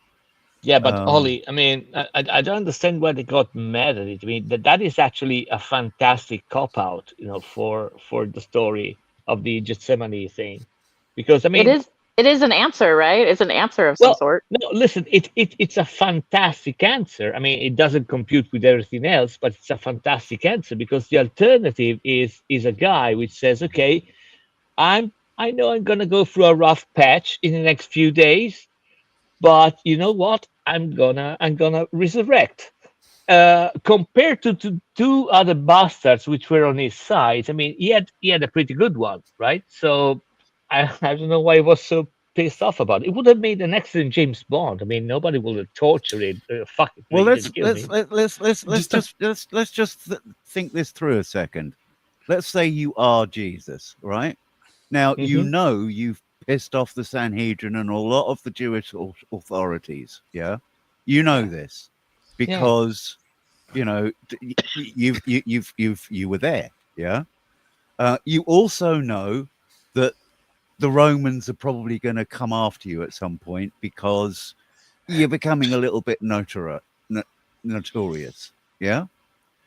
So yeah, you're on your own, you're in the garden there, and you're thinking to yourself, shit, let's just think this through. All right, let's say the Romans get me. Okay, the Sanhedrin, they're just going to throw me to the fucking wall. And yeah, the Romans like crucifying people. This is probably not going to end well for me. You know, no. Do I really have to do this? No, listen, that is the issue. It's going to be super well for me.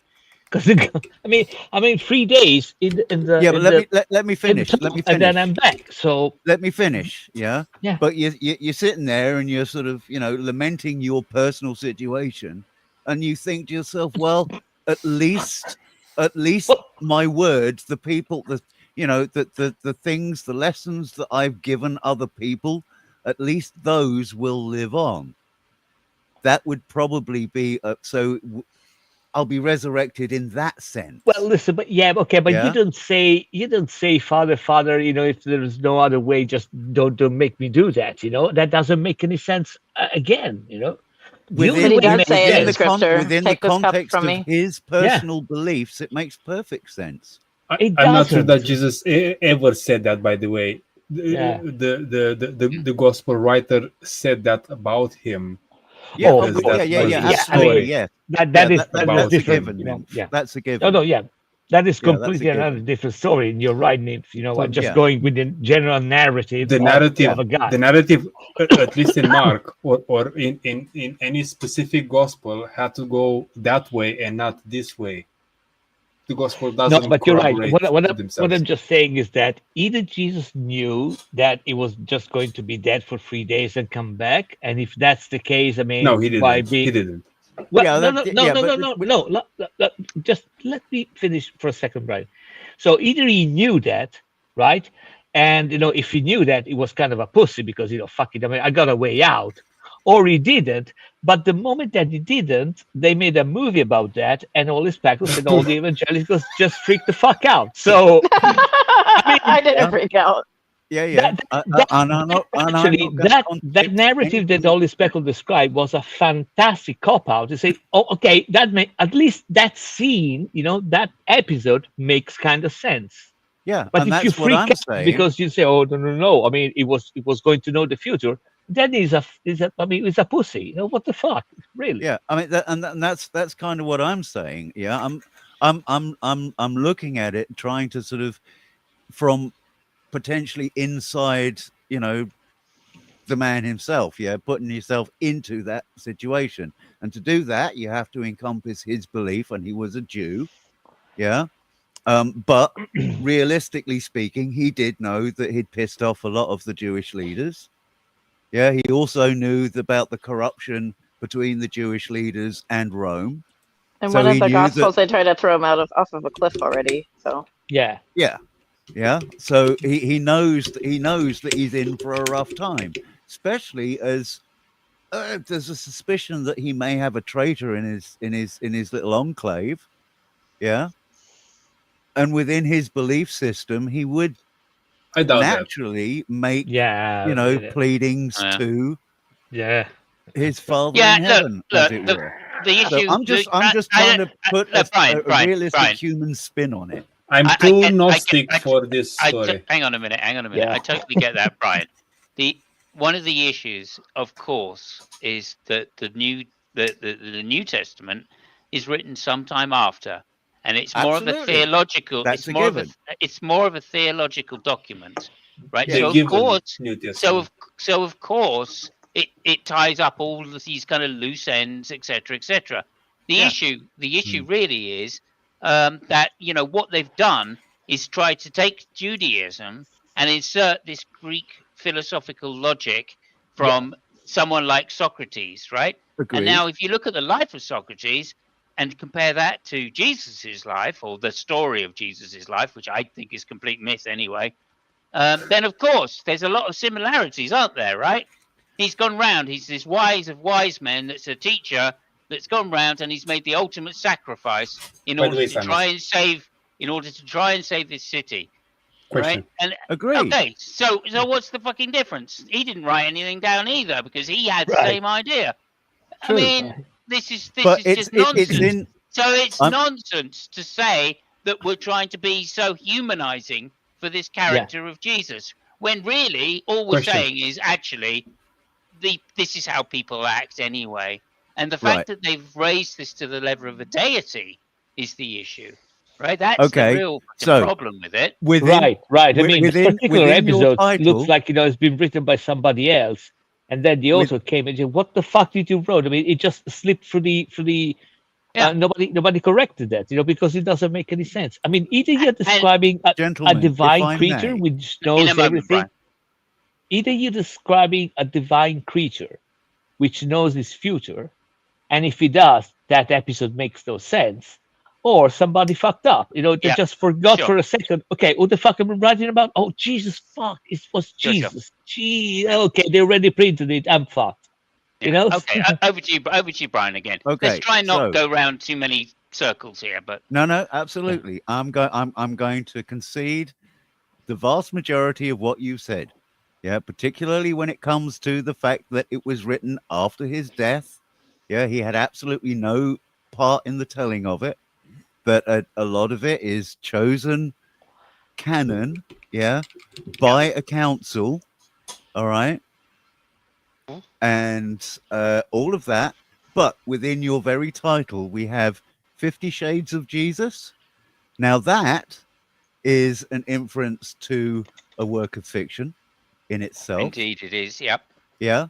And will the real Jesus step forward, please? But so I'm just correcting that. Or please step forward. Yeah. Yeah. Will the real Jesus step forward? Now, given that we all accept if we are talking about a character that actually lived, and that the narrative is more or less roughly here or there, given some interpretation, wiggle, blah, blah, blah, written after his death, etc., etc. And dealing with your problem of divinity, Simos, we accept that the real Jesus was probably a man. Yeah. Well, and okay, in that, listen. hang on, let me finish, Fabio. Let me just finish quickly. Given the scenario, in the garden, with the narrative that we have, humanizing it to try and understand it is where I'm coming from. I get that. Yeah, so I get forgive that. me for trying to stay to the topic. I'm not. Yeah, no, it's on topic. What you said was on topic. I'm not disputing that. But what I'm disputing is it hangs on. Human. What it hangs on. Who's ever typing?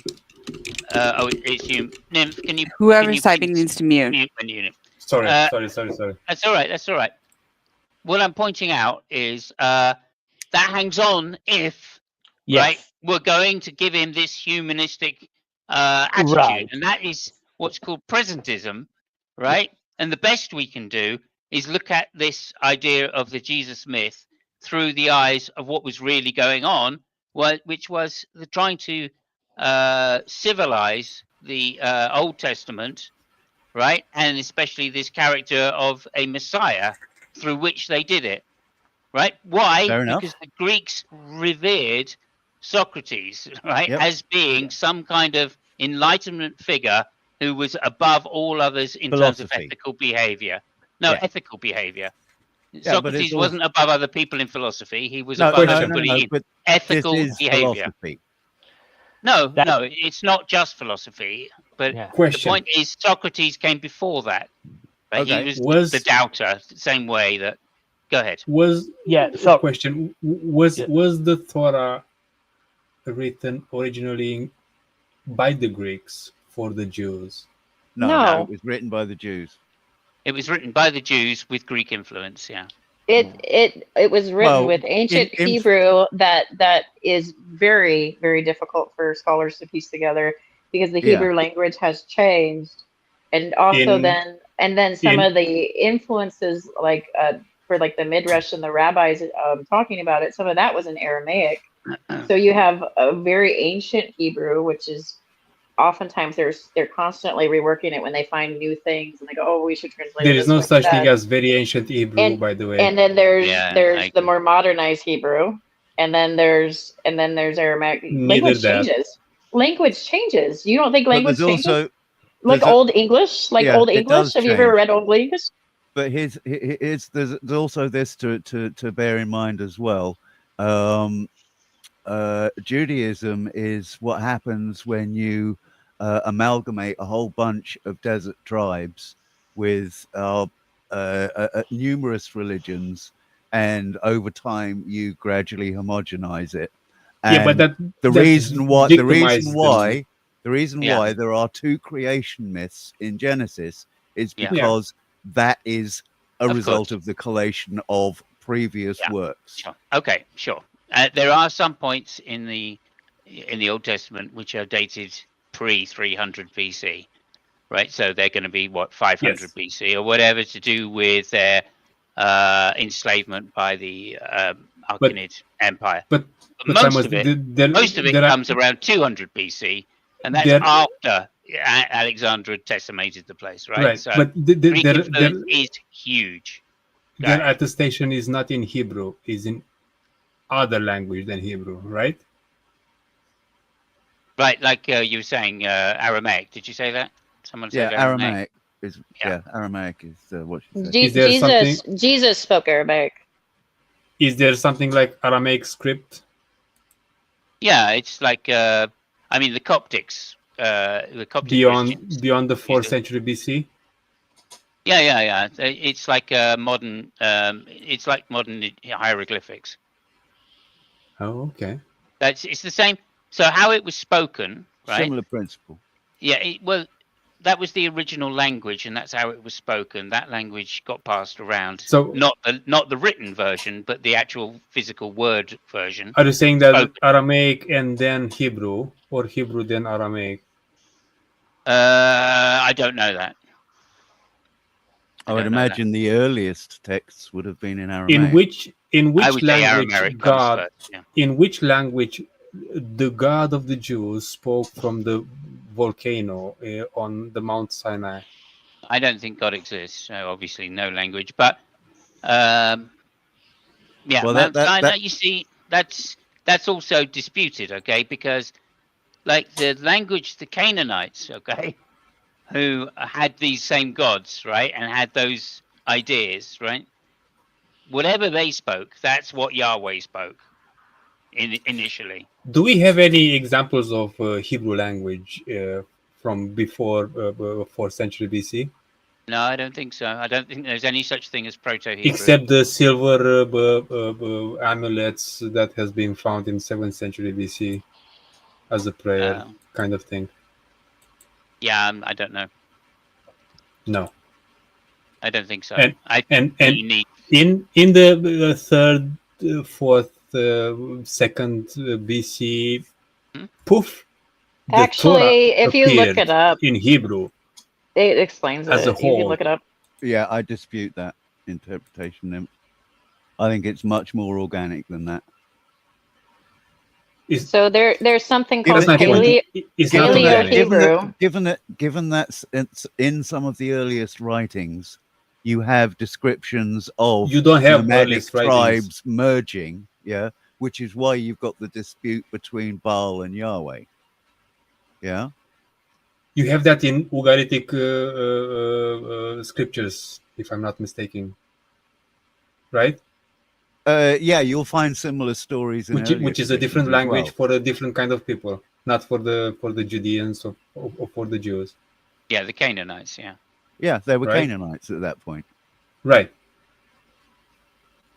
So And where is basically, the Jewish people, the Hebrew traditions, yeah, was an amalgamation of all of those tribes over several generations. Yes, but the Old Testament is seemed to is claimed to be from, I don't know, centuries before.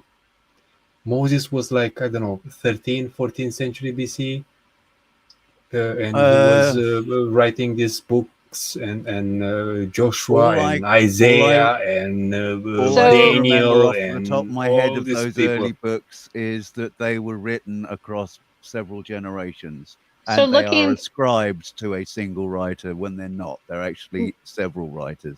So looking this up, there is something called ancient Hebrew. It's called Paleo-Hebrew, and it's influenced by the Phoenician dialect, and it's before Aramaic. Yeah. And then they have uncovered calendars, and there's debates whether or not this is this sort of like an evolution of the Phoenician language, or it's considered Paleo-Hebrew. And they do describe that the Canaanites did speak the Phoenician language. What does that tells us about the writers of or the speakers of the scriptures in the 11th century BCE? What does it tell us about the 11th century? Okay, hang on. So this is 11th through 10th Paleo-Hebrew alphabet. It's a rhetorical question because Early, you won't early have stage Hebrew. you would not have found anything about this because the Hebrew scriptures appear in the 3rd century BC, translated. The complete scriptures do, yes. That's not to say the language didn't exist before. So the entire Torah just appeared in one hit. In Greek. No. Greek. The entire Torah does Jew not would appear. agree with that. No Jew would agree with that. I would the dispute entire that, as the would probably entire every Jew Torah on the planet. appears in Greek, not in Hebrew. Suddenly. Right. I am not sure that. Well, I've never heard of that from any scholar neither have ever. I, and I would suggest that's an early translation that just. No, I'm happens not saying to that's right or wrong. I'm just saying that's peculiar. That's pretty fucking curious. That's nothing that I've ever heard of. The only thing that scholars have said are Greek are the New Testament, like what Paul writes and the letters of Paul. Because that's they in Greek. do And then Jesus' words would have been originally in Aramaic and because would have to be translated to Greek. they do textual criticism on Codex Sinaiticus and other Latin texts that are AD texts, supposedly going to BC kind of realms, based on Septuagint, that is a Greek text and not a Hebrew text. Yeah, it goes beyond that though, because it doesn't stop with Christianity. There's Jewish scholars too. Yeah. I'm talking about Jewish scholars. There's no Jewish scholars in 6th century BC.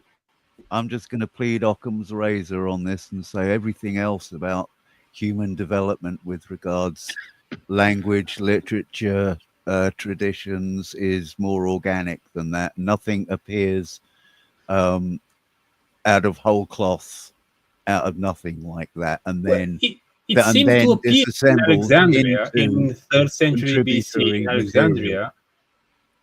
In Alexandria, where there was a temple for Yahweh, by the way. In Alexandria, yeah, that wouldn't surprise me. There was a temple for Yahweh in Alexandria and a temple for Yahweh in Jerusalem. But that's where in the same time. The Septuagint was written there, the New Testament, and the Old Testament written in Greek, right? Yeah, don't forget. And it was translated. It was translated by the Jews that lived there in Alexandria. And don't forget, there are other sources as well. I mean, you know, what other sources? That's what I'm looking for. Well, there's the Dead Sea. Hang on, Brian. There's the Dead Sea Scrolls for one. That's the 1st century. The first complete version of the Torah from the 1st century, which is not written in Greek. Yeah, Greek, Aramaic, Hebrew. I know. Yeah. Mm-hmm. Yeah. So, I don't think. Look, there's another issue. Well, I want to get back to what Fabio was talking about earlier.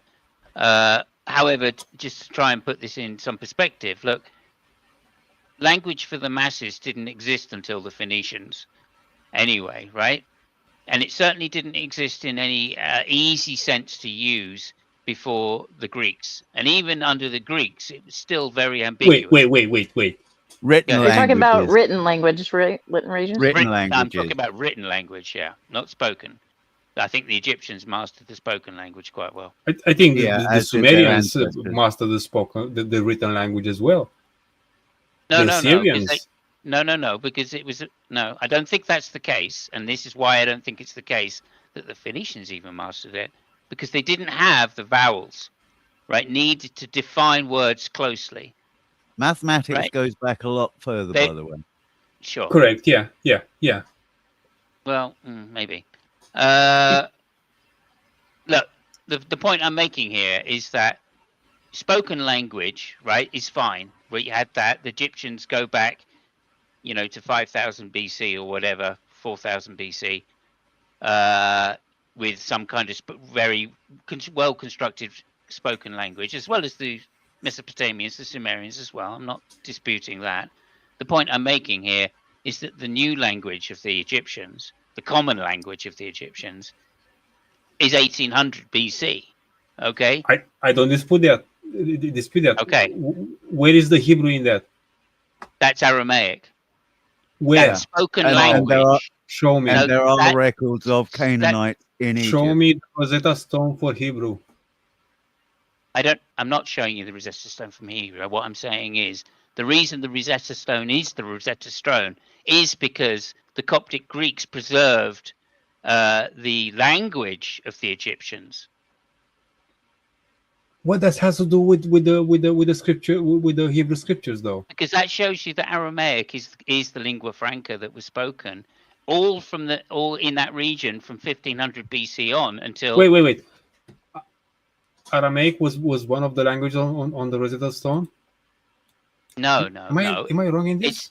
You're not wrong. It's the link between hieroglyphics and the spoken language and how to interpret hieroglyphics. That's a big jump, though, Simons. I know, but that's how the Rosetta Stone was that's how Bible scholars have decoded this kind of shite. I don't know what you're talking about. It's nothing to do with the Bible scholars. At this point, that's what I'm saying. Aramaic is the spoken language of that area because the Egyptians. Yes, it does. Yes, it is. Yeah. Yes. Okay. But the Hebrew Bible. Yeah. Show me the Hebrew Bible in 13th century BC. I can't show you that, of course, because I don't think it was constructed. Why not? Because I don't think it was constructed. Hang on. I don't think it was constructed till after the domination and the slavery of their people by the Babylonians. Okay, Babylonians. Show me the Hebrew Bible in the 6th century BC. Well, okay, 5th century, say. Yeah, I'm not sure I could show you any written documents, etc., because there's no complete document until much later. There is no Hebrew Bible document before the 3rd century BC. Yeah, I grant you. Look, I grant you that. I'm not trying to argue about that at all. I'm saying, why is that the case, though? Why is that the case? Because they couldn't write. I mean, they're a fucking Iron Age tribe. Are you saying that God chosen people couldn't write? At the beginning of the ancient Hebrew, or I guess it wouldn't be Hebrews at the time, the ancient Canaanites. Eventually, Hebrews. At the beginning, language was like slowly, like I think language was developing during the Phoenicians, right? So then they say that there's something called Paleo-Hebrew there, and it seems like it's a cousin of the Phoenician language. I'm sorry, and there is a tablet, and there is a tablet that they actually show with that language. It's not scripture; it's a calendar. And then also remember that this tribe has a warring tribe. And what do wars do? I mean, you know what the Nazis did to Poland, right? Like how they just destroyed. You know what happened to the Library of Alexandria, right? Like, of course, like we're going to be missing things and not have a whole bunch of stuff. We're talking about the chosen people of God now. No, we're not talking about that because that's just biblical bollocks, right? So I'm not putting any supernatural twist on that. I'm putting a historical twist on it. Are you a Jewish mythicist? Which means we cannot. Yes. Which means we cannot. Oh my God. Okay. It means we cannot put the supernatural into it, right? And if you want to put the supernatural into it, okay, you're on your own conversation now because I'm only interested in the historical context of it. I'm not putting the supernatural into it. All I'm saying is that the Greeks in Alexandria. Don't say this is this is the children of God. I mean that means nothing. No. I'm not saying that. I'm saying that the Greeks in Alexandria created the Torah and propagated to the Judea. No, well that's patently false because of the Dead Sea Scrolls. Right. If I may expand on the Dead Sea Scrolls. That doesn't stand because the reason why that's first century, isn't it? Yeah, correct. First century BC. Now the reason why those scrolls, it is believed, were hidden away in the cave was to preserve them from the sort of destruction of literature that was happening at the time. Yeah. Similar to the destruction of Alexandria, okay? And they were put there to preserve them.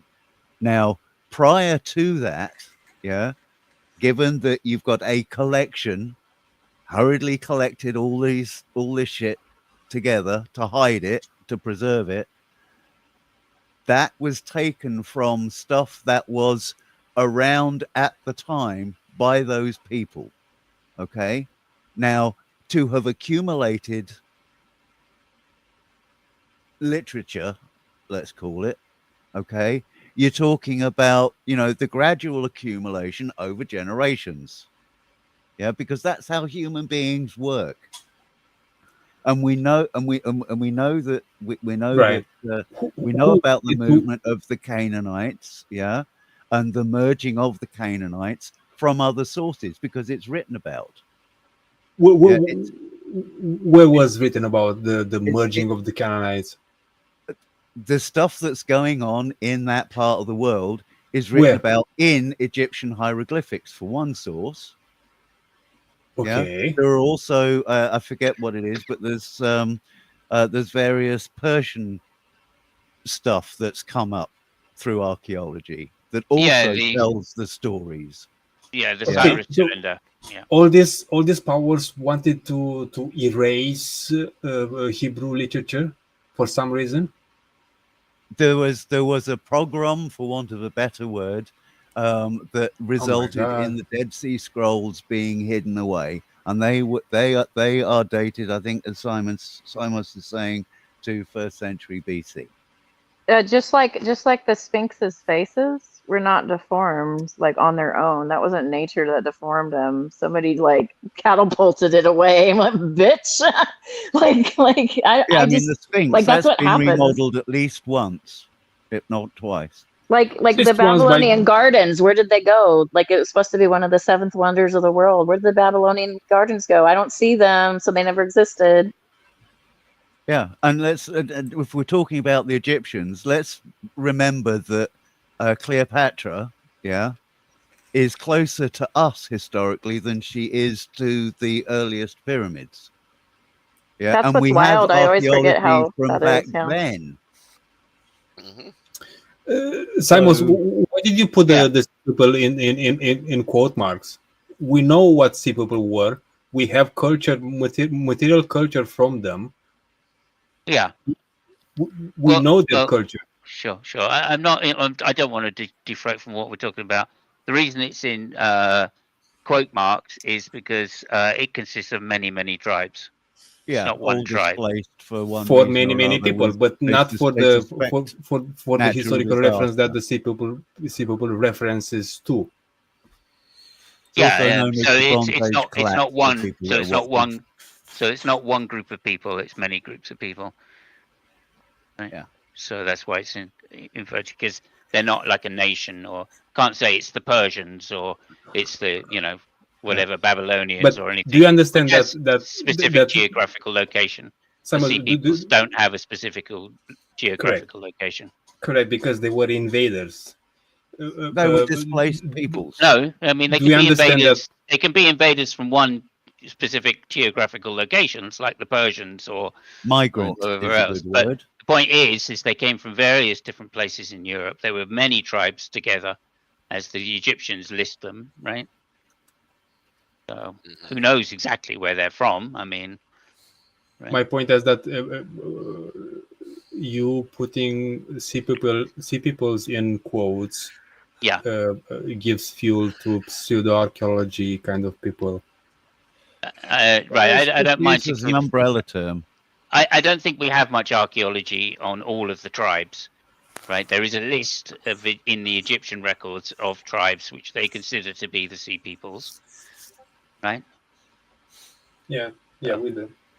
So I'm not saying that they didn't have geographical location. I'm just saying there's no one geographical location like the Persians, like the Romans, like whatever it is, the Frank tribes, like the Anglo-Saxons, like all of the other tribes. I could have written out a list of the Dacians and the Mysians and the Macedonians, and I could have written out some of the Italian tribes as well. But them wouldn't be the sea people. I know what you mean. We call them the sea people because we do not know where they come from. Not exactly, no. I mean, we've got some good ideas about it, obviously. And I have a personal theory, but I'll save it for another show. So anyway, that's why I put it in things. Not to say that they didn't exist. That was Yeah, not my I mean, intention by doing that. It does open up a huge discussion. I think it would probably make a good topic for another week. But but essentially, you're edging around the Bronze Age collapse, which resulted in a huge bunch of migration, which upset a lot of socio-political and ecological systems with this Right. Okay. So when invasion you of people. the reason I said that is because there seemed to be some doubt over this initial tribe of people using Hebrew, right? Or as Evidence. Speckle said, Evidence for that? yeah, exactly. Well, there isn't going to be, is there? If like these sea peoples came through and they destroyed, 3 out of the 4 great civilizations, what do you think they did to a country? So the absence of like, evidence is evidence. No. No, I'm something catastrophic happened. I'm saying there is evidence, as has been pointed out by Holy Speckle. Right? There's a calendar. There is some evidence of archaeological remains that bear a different language that some have been describing as some kind of Paleolithic or a Proto-Hebrew. Okay, that's fair enough. There is some evidence of it.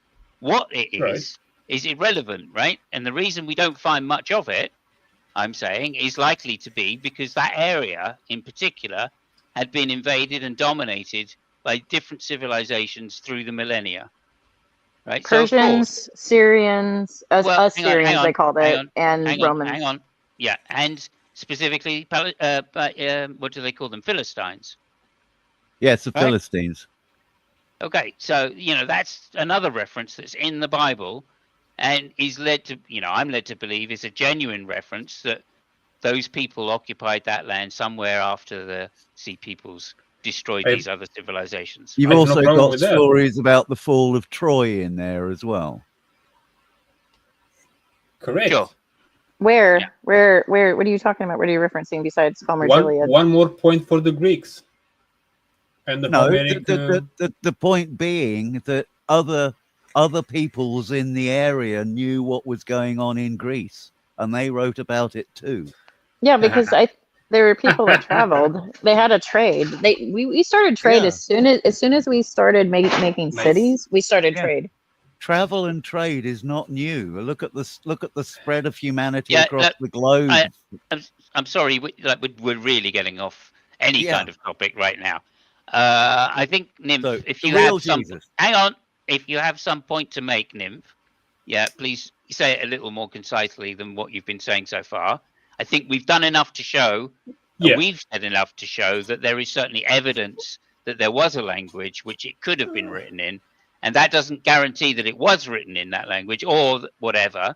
But if we take the Greek myths, Homer and the Iliad, for instance, that and many others, those are obviously reckoned to be passed down word by word of mouth and not written down until the Greek language was established, which was much later than their alleged creation.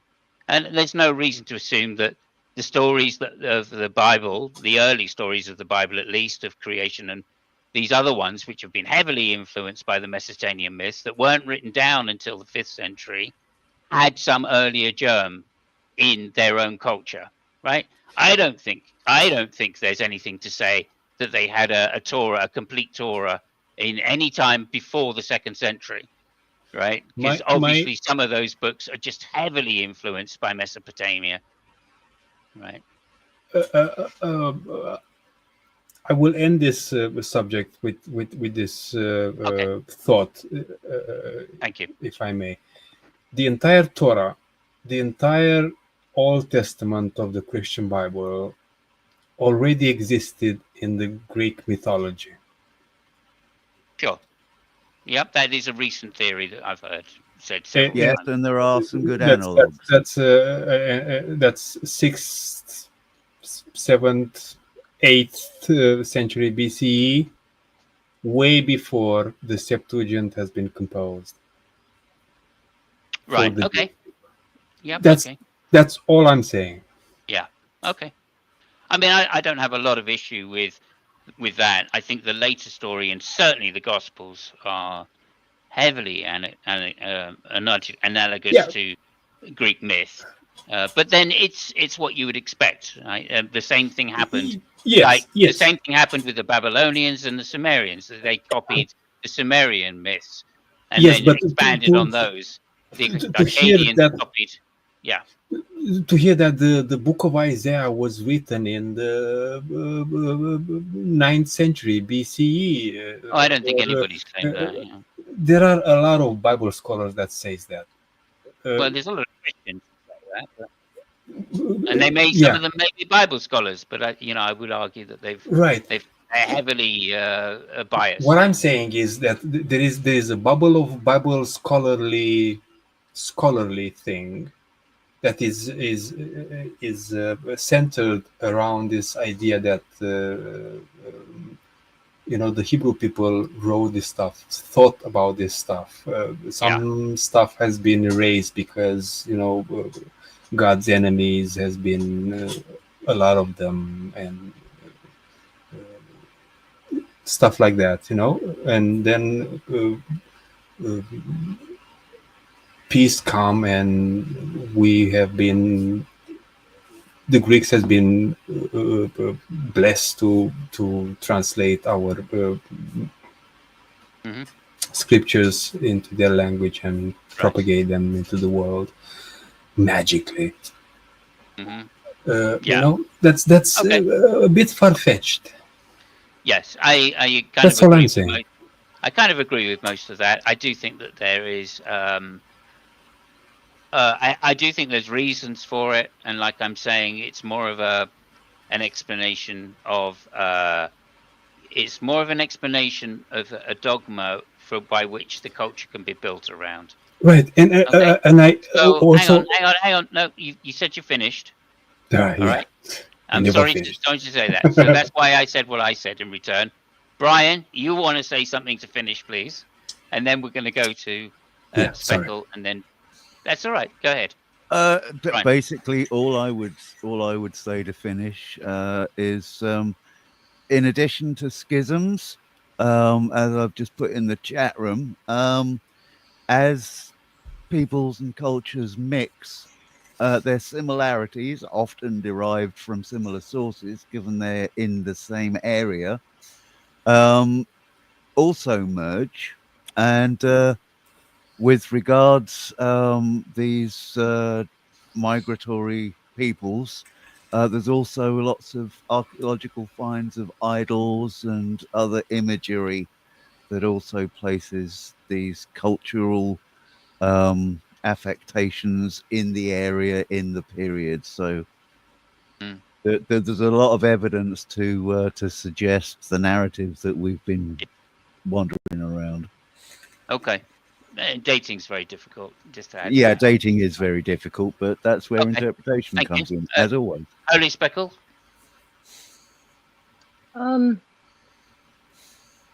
Just on this particular topic, we're going to go on. This isn't the roundup for. I'm not keen on Jewish erasure, and that's what I sense. I'll just say that. Okay, yeah, me neither. But I don't think we've discussed that particular topic necessarily. I didn't imply that though. Yeah. Yeah, no, Yeah. I've just I figured that's what you implied. mythicization is not Are quite you the same. are you Islamic, Nymph? Are you Islamic or atheist? No, fuck that. No, of course not.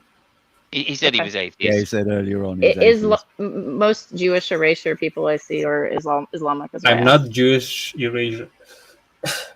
Yeah, he was talking about mythologizing.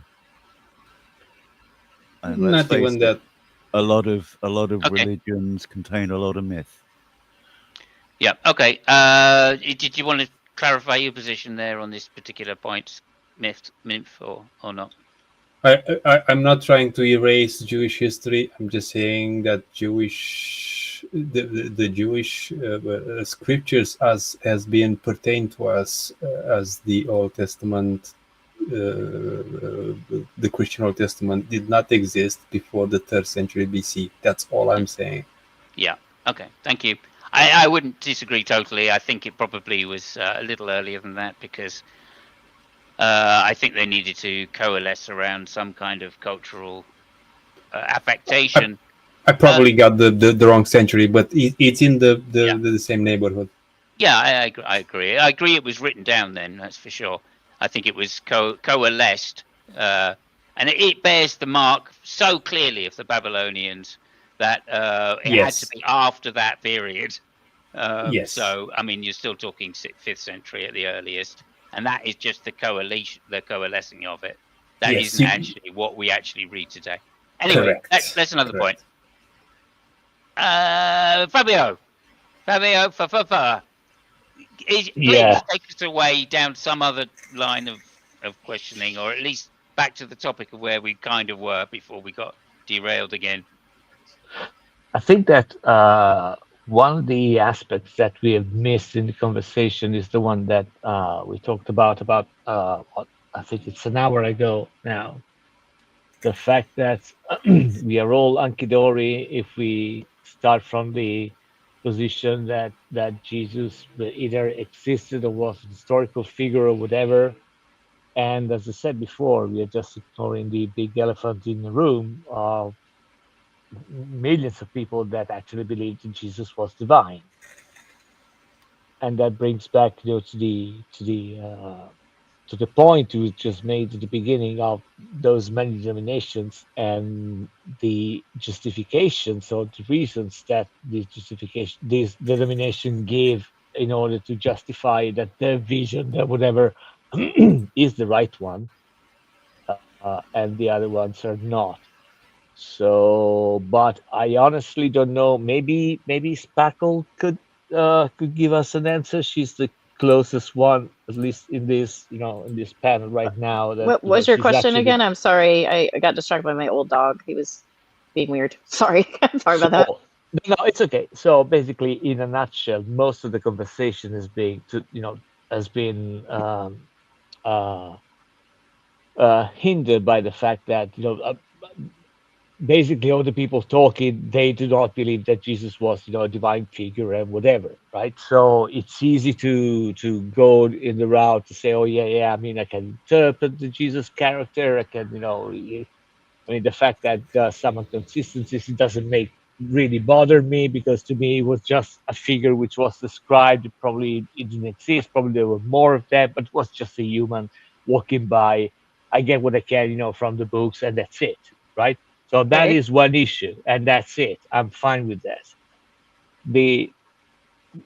My main concern, which I raised at the beginning, is that for a lot of people, the Jesus figure is not just a man, but it's a divine being. Now, as I said before, most of Christianity, yes, that, yeah, right. So, as I said before, if how can you prove that? Because most of Christianity says that. Most of Christianity believes that Jesus was divine. Like, I don't think that's a contestable issue. We can ignore that those people exist, but they're still there. So but Jesus existed, but he was divine. That's something. That's another claim that needs to be proven. No, we're only talking about people's beliefs, Nymph. Yes, right. We're not talking about the actual fact of. People believe Jesus was divine. If we go in that route, the fact that many denominations, following supposedly the same message of divine inspiration, it gets a little bit more problematic, right? Because now you got, you got God suggesting something, and either people do not understand or whatever, the message supposedly is the one coming from God. It should be a pretty good one, but still there is no consensus really, among a lot of those denominations. And as I said before, I mean, I'm sure, that everybody's got there are some good reasons. There are some theologians, which sprout out some. I mean, I've no doubt that some of them are really good explanations, but we haven't heard much of them, mostly because the panel is composed of people who doesn't believe. So that aspect is being, kind of swept under the rug, if you know what I mean. Gotcha. And given that you are the only person around here which is, might closely relate or might have an explanation to that one, I would love to hear, from you about that particular angle of the Jesus question, that is the topic of the discussion. Okay. So you mentioned divine inspiration, which is one thing. So like God inspired, and then the human writer writes it, and then that has a message that will touch the hearts of the people or of the audience that he's talking to, or maybe even future people in the future, depending on who you're Well, talking to. mostly the fact that that it's really hard for those denominations to reconcile the figure of Jesus into something which is not up too much up for debate or for interpretation, right? I would Okay. expect that. So a couple things. I notice apologists will fall into like divine hiddenness a little bit on this and be like the scriptures, because you'll ask a question, for instance, like why can't God make a holy book that constantly changes with our language so that we can understand it? So if a God, all-knowing God and all-powerful God, couldn't he make an object that changes as we change or evolve with us, instead of having this thing that we have to go, what did they say back then? And that, I think that's a fair question to ask, and but there's what a lot of apologists will go is like divine hiddenness. You're supposed to seek God, and it's a relation, and that even like your relationship with God is sort of this. It requires a belief system, and then there is a very high emphasis, and they don't like to say it all the time because Kierkegaard says it, but there's a high emphasis on leaping of faith, and they will emphasize that you step out in faith and that, and so that they'll lean on that a lot, and then the hiddenness, and then they'll lean on things like the idea of that there's different promises that God makes depending on the community that they're talking about. So there's a lot of people that believe that God basically makes a contract with, like, say, if you read the story of Noah, there's a contract made with Noah. If you read the story of Abraham, there's a contract made with Abraham. If you read the story, and it goes on, and it sort of evolves over time and it updates. So this notion that the New Testament suddenly changed everything and Jesus broke everything. No, actually, if you look at the Old Testament, it constantly updates. Like, what is our latest contract, Speckle? Well, according to Christianity, Jesus fulfills the law. So the law according of Moses to you is according to almost every theologian that's Christian. Jesus fulfills the law, and he doesn't erase the law. He fulfills the law, and then he bridges the gap. Is basically how they read it. Have you forgot about Muhammad and Joseph Smith? Muhammad was a pedophile who was a warlord. I don't care about Muhammad. He's the worst. He's the worst Christian fan fiction I've ever read in my life. I don't care about your feelings. I got a question for you, Ollie. Sorry interrupted you. Yeah. So I try not to be. I mean, I'm trying to be as blunt as possible without. I mean, we've known each other for years, so I don't need to tell you. Right. So let's assume that God exists, right? And he's sending these messages. I guess they kind of work because they're only directed to Hebrews, and they mostly agree with each other. What God is. Let's forget there are some incidents, but they mostly agree, right? And then he does one thing which is kind of extraordinary. He said, you know what? I mean, I see you guys are a little bit confused. I'm going to send you a proper sign, right? I'm going to send you a human like you, but which is my son. So that is kind of, I mean, as far as, my son is myself. As far as trying, to give proof to, it's kind of strong. Now, my question would be, what is the point of Jesus if even sending that person, and he's supposedly the Son of God, or God itself, however you describe the Trinity. What is the point of Jesus if after 2,000 years, Christians cannot fully agree on who he was, what he did, why he did, etc., etc.? Oh, Christians will fall into the essentials. So most They'll fall into? They'll fall into the essentials. So almost all, and this is almost all, there's exceptions if you go into Jehovah's Witness or Mormons and stuff, but almost all Christians believe that Jesus is divine. Almost all Christians believe in the Trinity. Almost all. There's Unitarians and there's Jehovah's Witnesses and there's offsets of that, but almost all of them do. They are almost all of them believe in some form of sin that's passed down. Eastern Orthodox believes in ancestral sin, and you think at first that means that your sins of your father are passed down on you, but it actually means that what they mean by that, the Eastern Orthodox, that's the first schism, by the way, with the Catholic Church, not Protestantism. They believe that sin is sort of an illness that falls upon the world, and we are all sick with it. Where Catholics believe in original sin, and it is a nature within you, and your very nature is tainted with sin as soon as you enter the world. So like they have different views on how they view sin, how they view the atonement of Christ. So like some people believe in redemption theory, and some people believe. So there are all these differences, but they will always go back to the essentials. What are the essentials? Well, Jesus is Lord.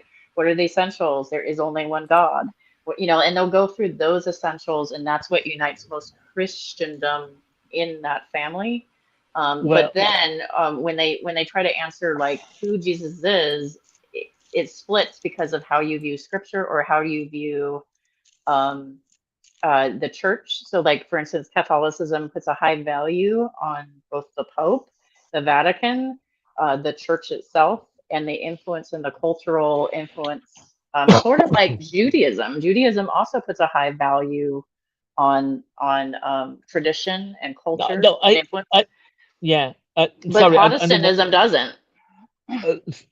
I mean, there are a couple of things which are kind of, well, not bothering me, but they're kind of puzzling me, what you said. Right. Well, I mean, first of all, is the use that you made of the word almost. Like almost, Right. But So there's is- a Christendom that I would call that is- Christian, and there's a social studies Christendom. So it depends Right. on which Christendom you're talking about. But again, we are allegedly talking about something which is extraordinary, right? I mean, it's the direct intervention of God in the human affairs. I mean, how can you misinterpret it? That is something which I'm really struggling, to understand. I see. So, You think it should so- be so plain to the face of everybody that everybody should be on the same page. well, I mean, Holly, if I tell you that I need a plank which is 1 meter long, I can tell you exactly what a meter is. It's not up for interpretations, right? So that would be my issue. I mean, it is Tell that not to Noah. it is what? Tell that to Noah. Yeah, well, it is not impossible, to add something which is not misinterpreted. And I'm really, trying to wrap my head around how, an entity like God can mess it up so badly. That would be my main problem right there. So it's either the message which is bad, or the way it was delivered. I mean, there's something missing in all of this. I think it's something about the language, though. Go on, Well- Sparkle. I'm sorry. Can I just throw in just a little reminder that in places it says this is allegory, and that invites discussion and interpretation. No. I totally disagree. I mean, you can interpret a conversation, right? But you cannot misinterpret a fact, right? I mean, I can interpret what you say, but I cannot misinterpret the fact that you exist. Okay, so I'm Right? just I mean, trying, I I'm cannot just trying to misinterpret the grasp the fact- I context. cannot Are we, misinterpret the fact that you are from the UK. I cannot misinterpret the fact that you're speaking in English. I might fuck it up what you say, but there's some things which I cannot disagree upon because I might if I'm mental, but yeah, but if we're talking and about when we talk about Jesus, and again, I don't want to listen and to hear about people which do not believe he's God, because that is another aspect. We talked about it ad nauseam. I'm Jesus talking was not about God. That's definitely the truth. okay, I'm talking about so people which believe that Jesus is God. okay, so we're And within that regardless of paradigm. He's trying to regardless do of it that- internal. He's thinking about Yeah. it internally, not externally. Okay, Right, so we're and within the regardless of that, narrative. there is no consensus, and by consensus, I would expect everybody would agree on everything, right? Yeah, no, as soon as Jesus died, there was disagreement right from the start. I know, Yeah, I know, right? And this is the part Even which is even Paul funny. writes That's about not this. true. That's not Paul, true.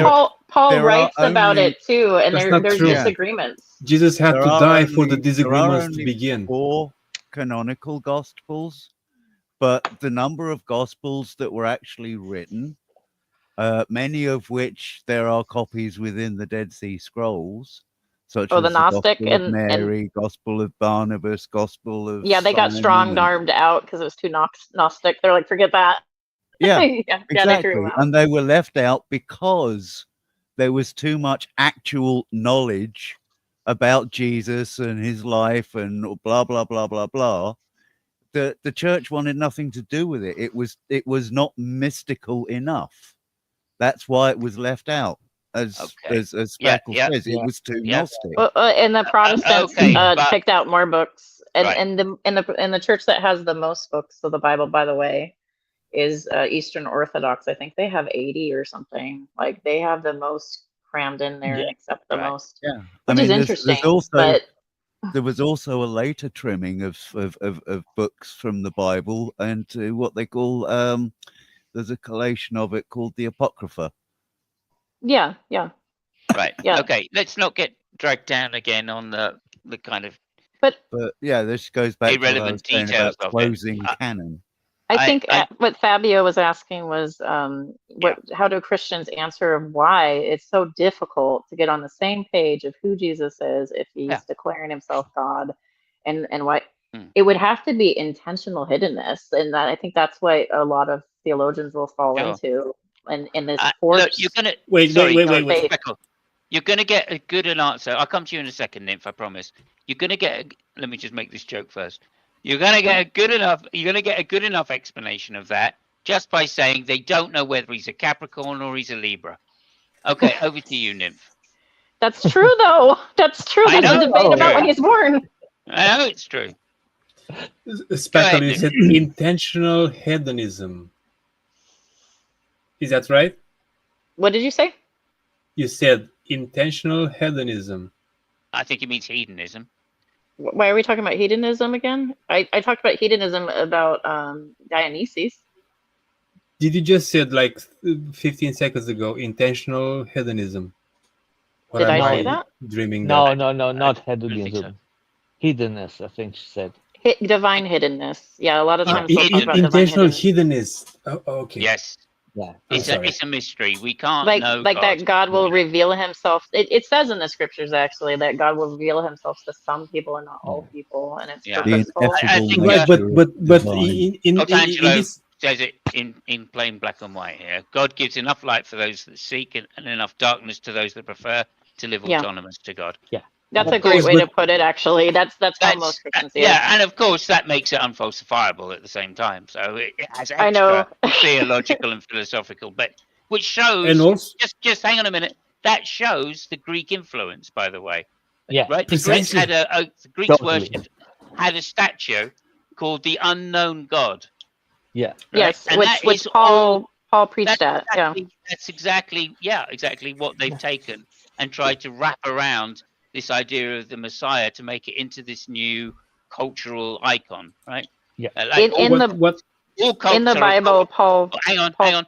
All cults are a cult of personality, and Jesus is no exception. Go ahead. In the Bible, Paul preaches that he finds the altar of the unknown God and says, "Hey, I know who this God is, and by the way, there's one God." Jesus didn't preach that. And that shows the level That's of Paul. Paul's. Did I That shows the level of Paul's understanding of philosophy. By the Where way, did Not- I say not that was just- Jesus? Not I said just- it was not- Paul. Hang on. That Sorry. shows the level of Paul's understanding of philosophy. Not just alone that, but also, of course, Titus 1:10 to 12 or something like that, When he's talking Which is to apo- Epicureans. where Which he's is talking about lying Cretans. Yeah. apocryphal, by the way. Titus and the other one. Yeah. That Well, was anyway, not written by Paul. It shows that he's a terrible philosopher. You know. Correct. Yeah. Sorry. Go ahead, Speckle. Sorry, no, just He wasn't a philosopher. He was religious. Yeah. Yeah, well, just he to be studied. super quick. He was just a wanted what? to- Sorry. Hello? He was religious. He was very zealous, actually. He was a zealot. He was a religious Paul zealot. was religious. He wasn't a philosopher, was religious. Where he... That's what Speckle just said, Before Paul became Paul, he was Saul, and the story goes with him is that he was almost like a Sanhedrin kind of type. He was incredibly zealous, which kind of shows in his writings. And the first time he shows up, he's watching the execution and stoning of Stephen, the first martyr. According to who? Yeah. Okay, if we're gonna do an internal critique or where did you get this dialogue, information then from? like this is external now. All of a sudden, I can't go back and forth. Yeah. Okay, fair enough, Speckle. I mean, that's an irrelevant question based on the fact that this is what the Christians believe to be the case. Right. And it's not. It doesn't matter whether they've got justification for it or not, because we're doing Moses an also internal said that he was the most humble person in the world. Sure. It's based on the presuppositions of Christians, so it almost doesn't I matter. can accept that. Thank you. So yeah, the other side's Fabio. You were going to say something. No. I would just want to thank Speckle because I think I mean at least it was a good angle to go through, and I thought that given the title of the conversation, we were just missing that part a lot. I mean, we of course cannot talk about Jesus, if we ignore as I said, some time ago, the dichotomy, which is actually right now, I mean, the fact that you either believe is divine or isn't. So I think we'll be talking about a bit more towards the non-divine facts. So I was really curious to hear from that angle. Thank you. Yeah, and it, there's something kind of within a lot of religions. It's not Christianity only or Judaism only. There's a lot of religions that approach spirituality as this thing that you seek out or you reach out in faith. It's not just Christians or Islam or Judaism that you reach out in faith, to seek out God or Allah or whoever. Like, it seems like this is this universal thing. I mean, how many people do you the whole quest to go, meet the monks, and have some spiritual experience. There's this sort of running thing throughout all the religions, which is, and of course, atheists will be there's no evidence, but there's this running theme in all the religions that there's this mysticism and seeking and divine hiddenness that's there.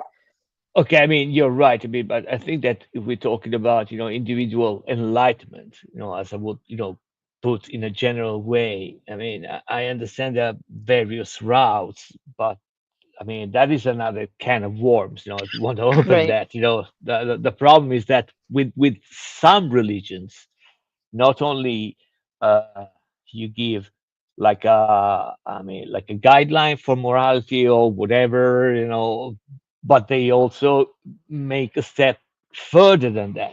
They just say, okay, I mean, you can see the presence of God in this, and that. I mean, the moment you step in there, it's not anymore, an individual enlightenment process that I can try and find it, with mushrooms, I can use whatever I see fit in order to better myself. I mean, that's where psychedelics came from, was religious worship, actually. Yeah. I mean, I haven't said that, just by chance. I was going exactly there. I guess with religions, there is an added layer where it all gets really, really problematic. You know what I mean? Because you either accept it, as a package and say, okay, yeah, I mean, it's good for me. And there are some people, for them, religion is good. I would say more power to them. Fuck it, I got no problems with that. But, you got to take, sometimes there's a lot of baggage that, it might get problematic for people. So. Yes, but Fabio, this is not the question. No one is questioning personal experiences of people. No one is questioning if they experiences God in any way, and if they did, no one can take that away from them, right? No, but I didn't mean that. What you're just saying, we're talking about religions in general, and I was making the comparison. We were talking about the historical evidence of this particular kind of religion Well, in some ways. I wasn't, but Right? yeah, I mean, carry on. I wasn't talking about that, but carry on. No? No. No, it was a more general discourse. I understand what you're saying, but it was something a little bit more general, which was coming from something that Ollie Speckle said. It was completely unrelated. So I was under the apprehension that you asked about the historical Jesus versus the mythical Jesus kind of stuff. No? That was the original question, but that it veered into something that changed else. because the answer could not be delivered. No. It came out from the fact, when Ollie Speckle said, the fact that, that there's, I understand, that, some religions, they're not really into that, and there's some religions which is purely spiritual, where people grow. That doesn't tell us anything about the historicity of. I know. That's why I said what I said. It was another point. Yeah. Okay. I will shut up for the next 5 minutes. No, it's okay. Don't worry. No I mean, problem. as long as we clarify, it's fine. I have no problems with it. It's just that the conversation took a little bit a left turn, and I was just following for a little bit that trail. But yeah. There's ways you can look at religion, and it could be any religion or any mythic story, and you can internally look at it or externally look at it.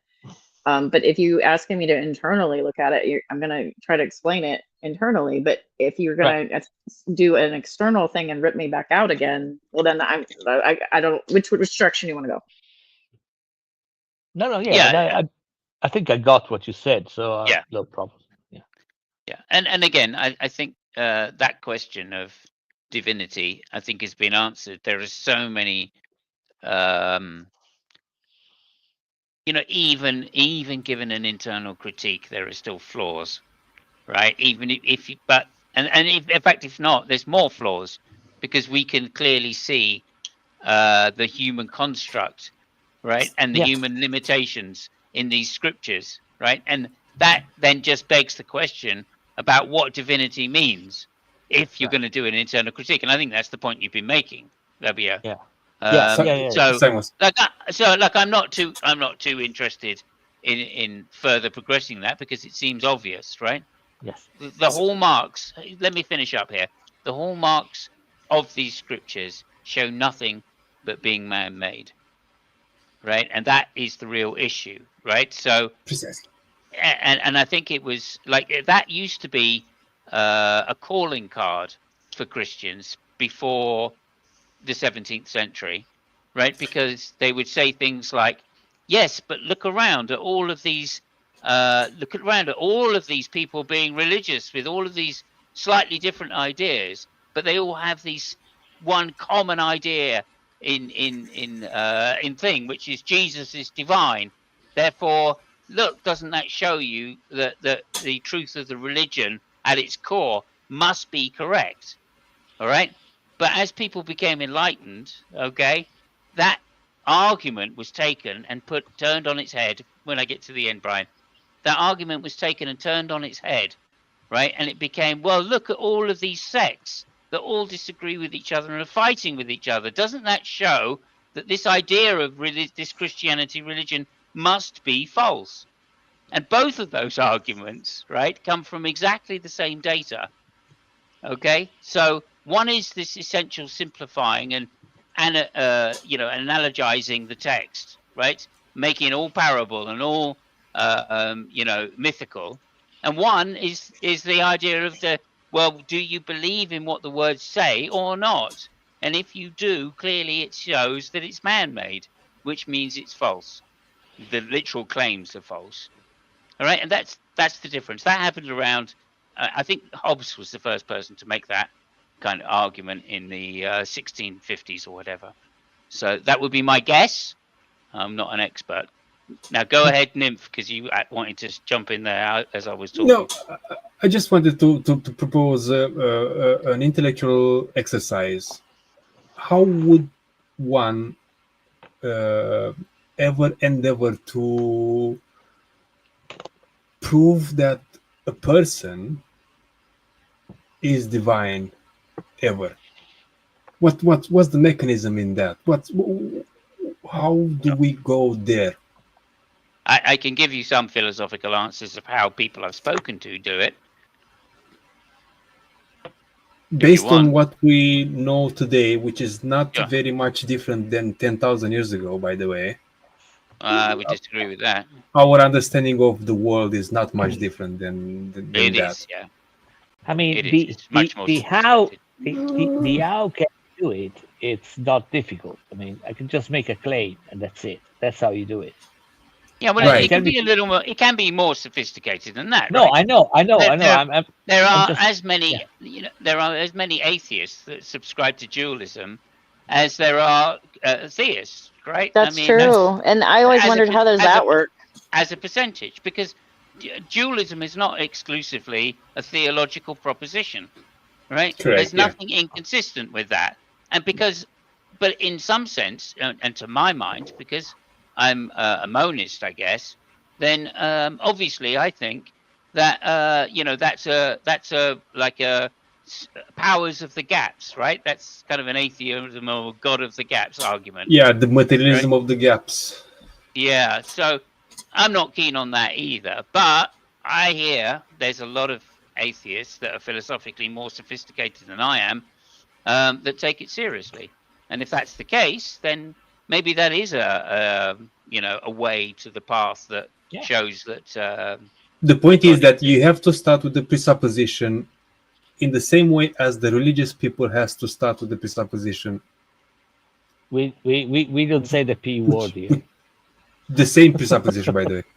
Yeah. We're all scarred from precepts. Yeah, we try to avoid the P word. It's bad. But yeah. But we all even presuppers fight with other Christians. It's so bad. Yes, but in proving Jesus's divinity, you need to invoke some precept. Yes. Yeah, didn't we Right? have the precept conversation a couple of episodes back? Yeah, no, I mean, this is a different type of what Nymph is invoking is a different type of kind of presupposition. We all have presuppositions. yeah. There's no doubt about that. Right. He's not Yeah. saying that the only presupposition is that God exists and gives us grounding for Any every kind other of fucking thing divinity under the sun. claim. Yeah, It- I mean, it- to have a it- coherent it's- discussion on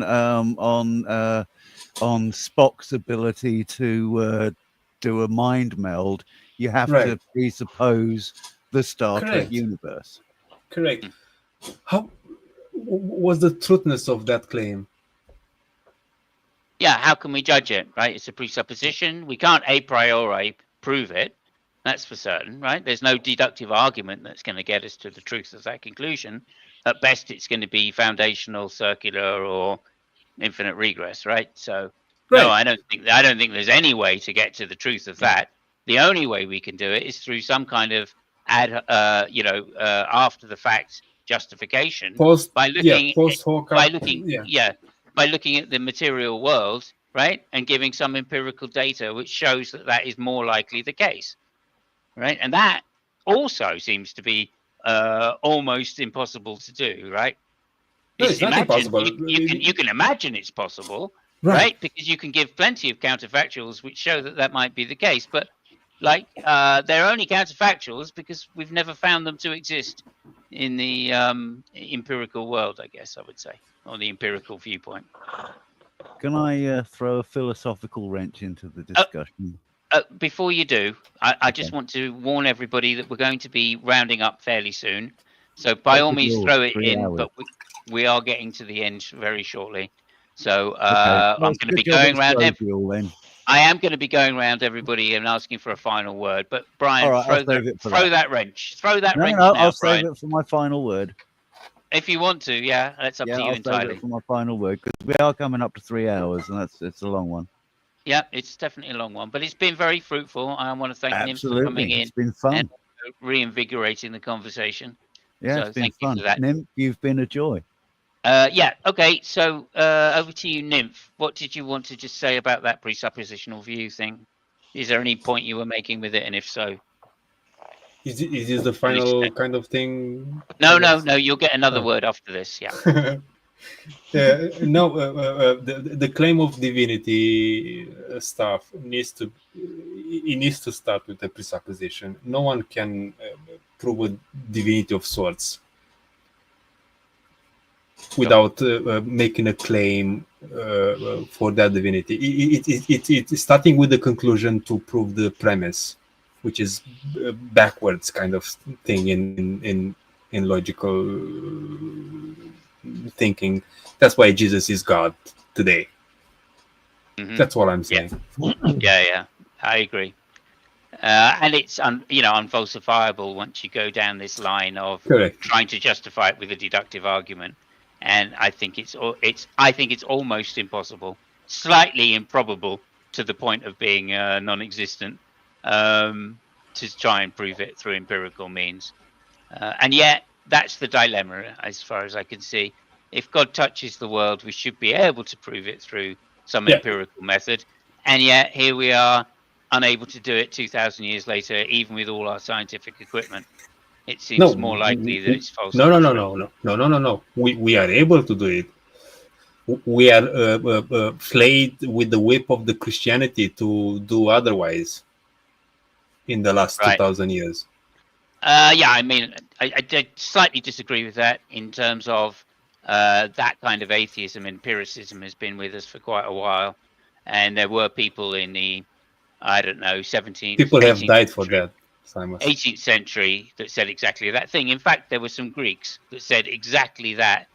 Correct. 200 years before Jesus was even around. So, correct. I don't think it's a new thing. I just think with our scientific tools now, we've made those gaps so small that we would have caught at least some sight. In fact, I actually think we've done so many tests on energy at the lowest levels. Even if God existed at the most basically minute amount of power, we would have caught it. And if he existed at a massive amount of power, we would have caught it. So I don't think there's any way we can say that this is an existent thing in reality. How many more renaissances do we need, Simon? That's a very good question. I think we're fighting against human nature because I think human nature tells us that once we get to our own children, we become very scared. Enough. Yeah. And fear is what generates gods. Yeah. Okay, that's we're my also final very say. hierarchical. That's my final say. I agree with Brian, go ahead. Before I get on to my final say, I just Sure. wanted to just chip in a little bit on divinity. I think divinity, certainly with regards Jesus that we've been discussing, I think it's something that gets projected post hoc.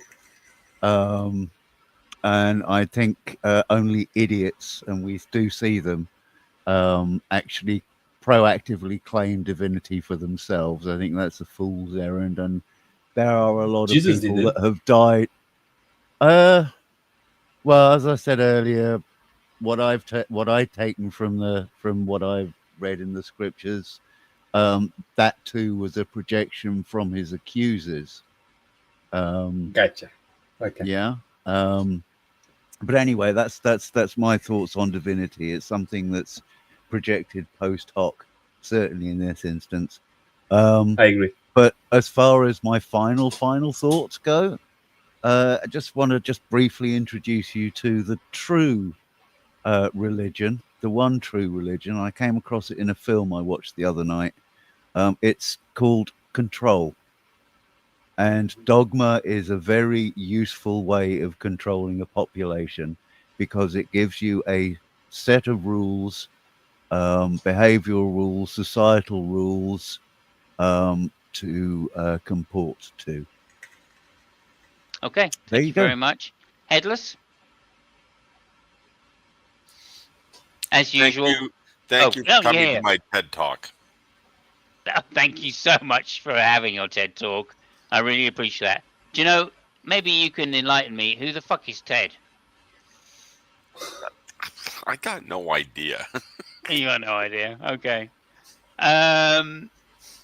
Okay, over to you, Fabio, for the last word and the roundup, if you wouldn't mind, please. Yeah, I mean, I haven't got really too much to say as a final word. Just thank you everybody which intervened. I think it was quite interesting, and yeah, I mean, I'm good. I'm cool. Right. Thank you so much, then. Thank you, everybody that's participated. I can't go through it. Thank you for everybody in the side chat that's come by and put something in. I know Altangelo was out there. Thank you for coming by and putting something in our chat, and at least trying to give some sort of answer, even if it was just the old pre-sup answer. And apart from that, yeah, thanks to everybody for coming on, and hopefully we'll see you all next week when we have another show on another amazing topic, for which Fabio, Brian, and Lucky, and anybody else that wants to suggest anything should let me know. Thank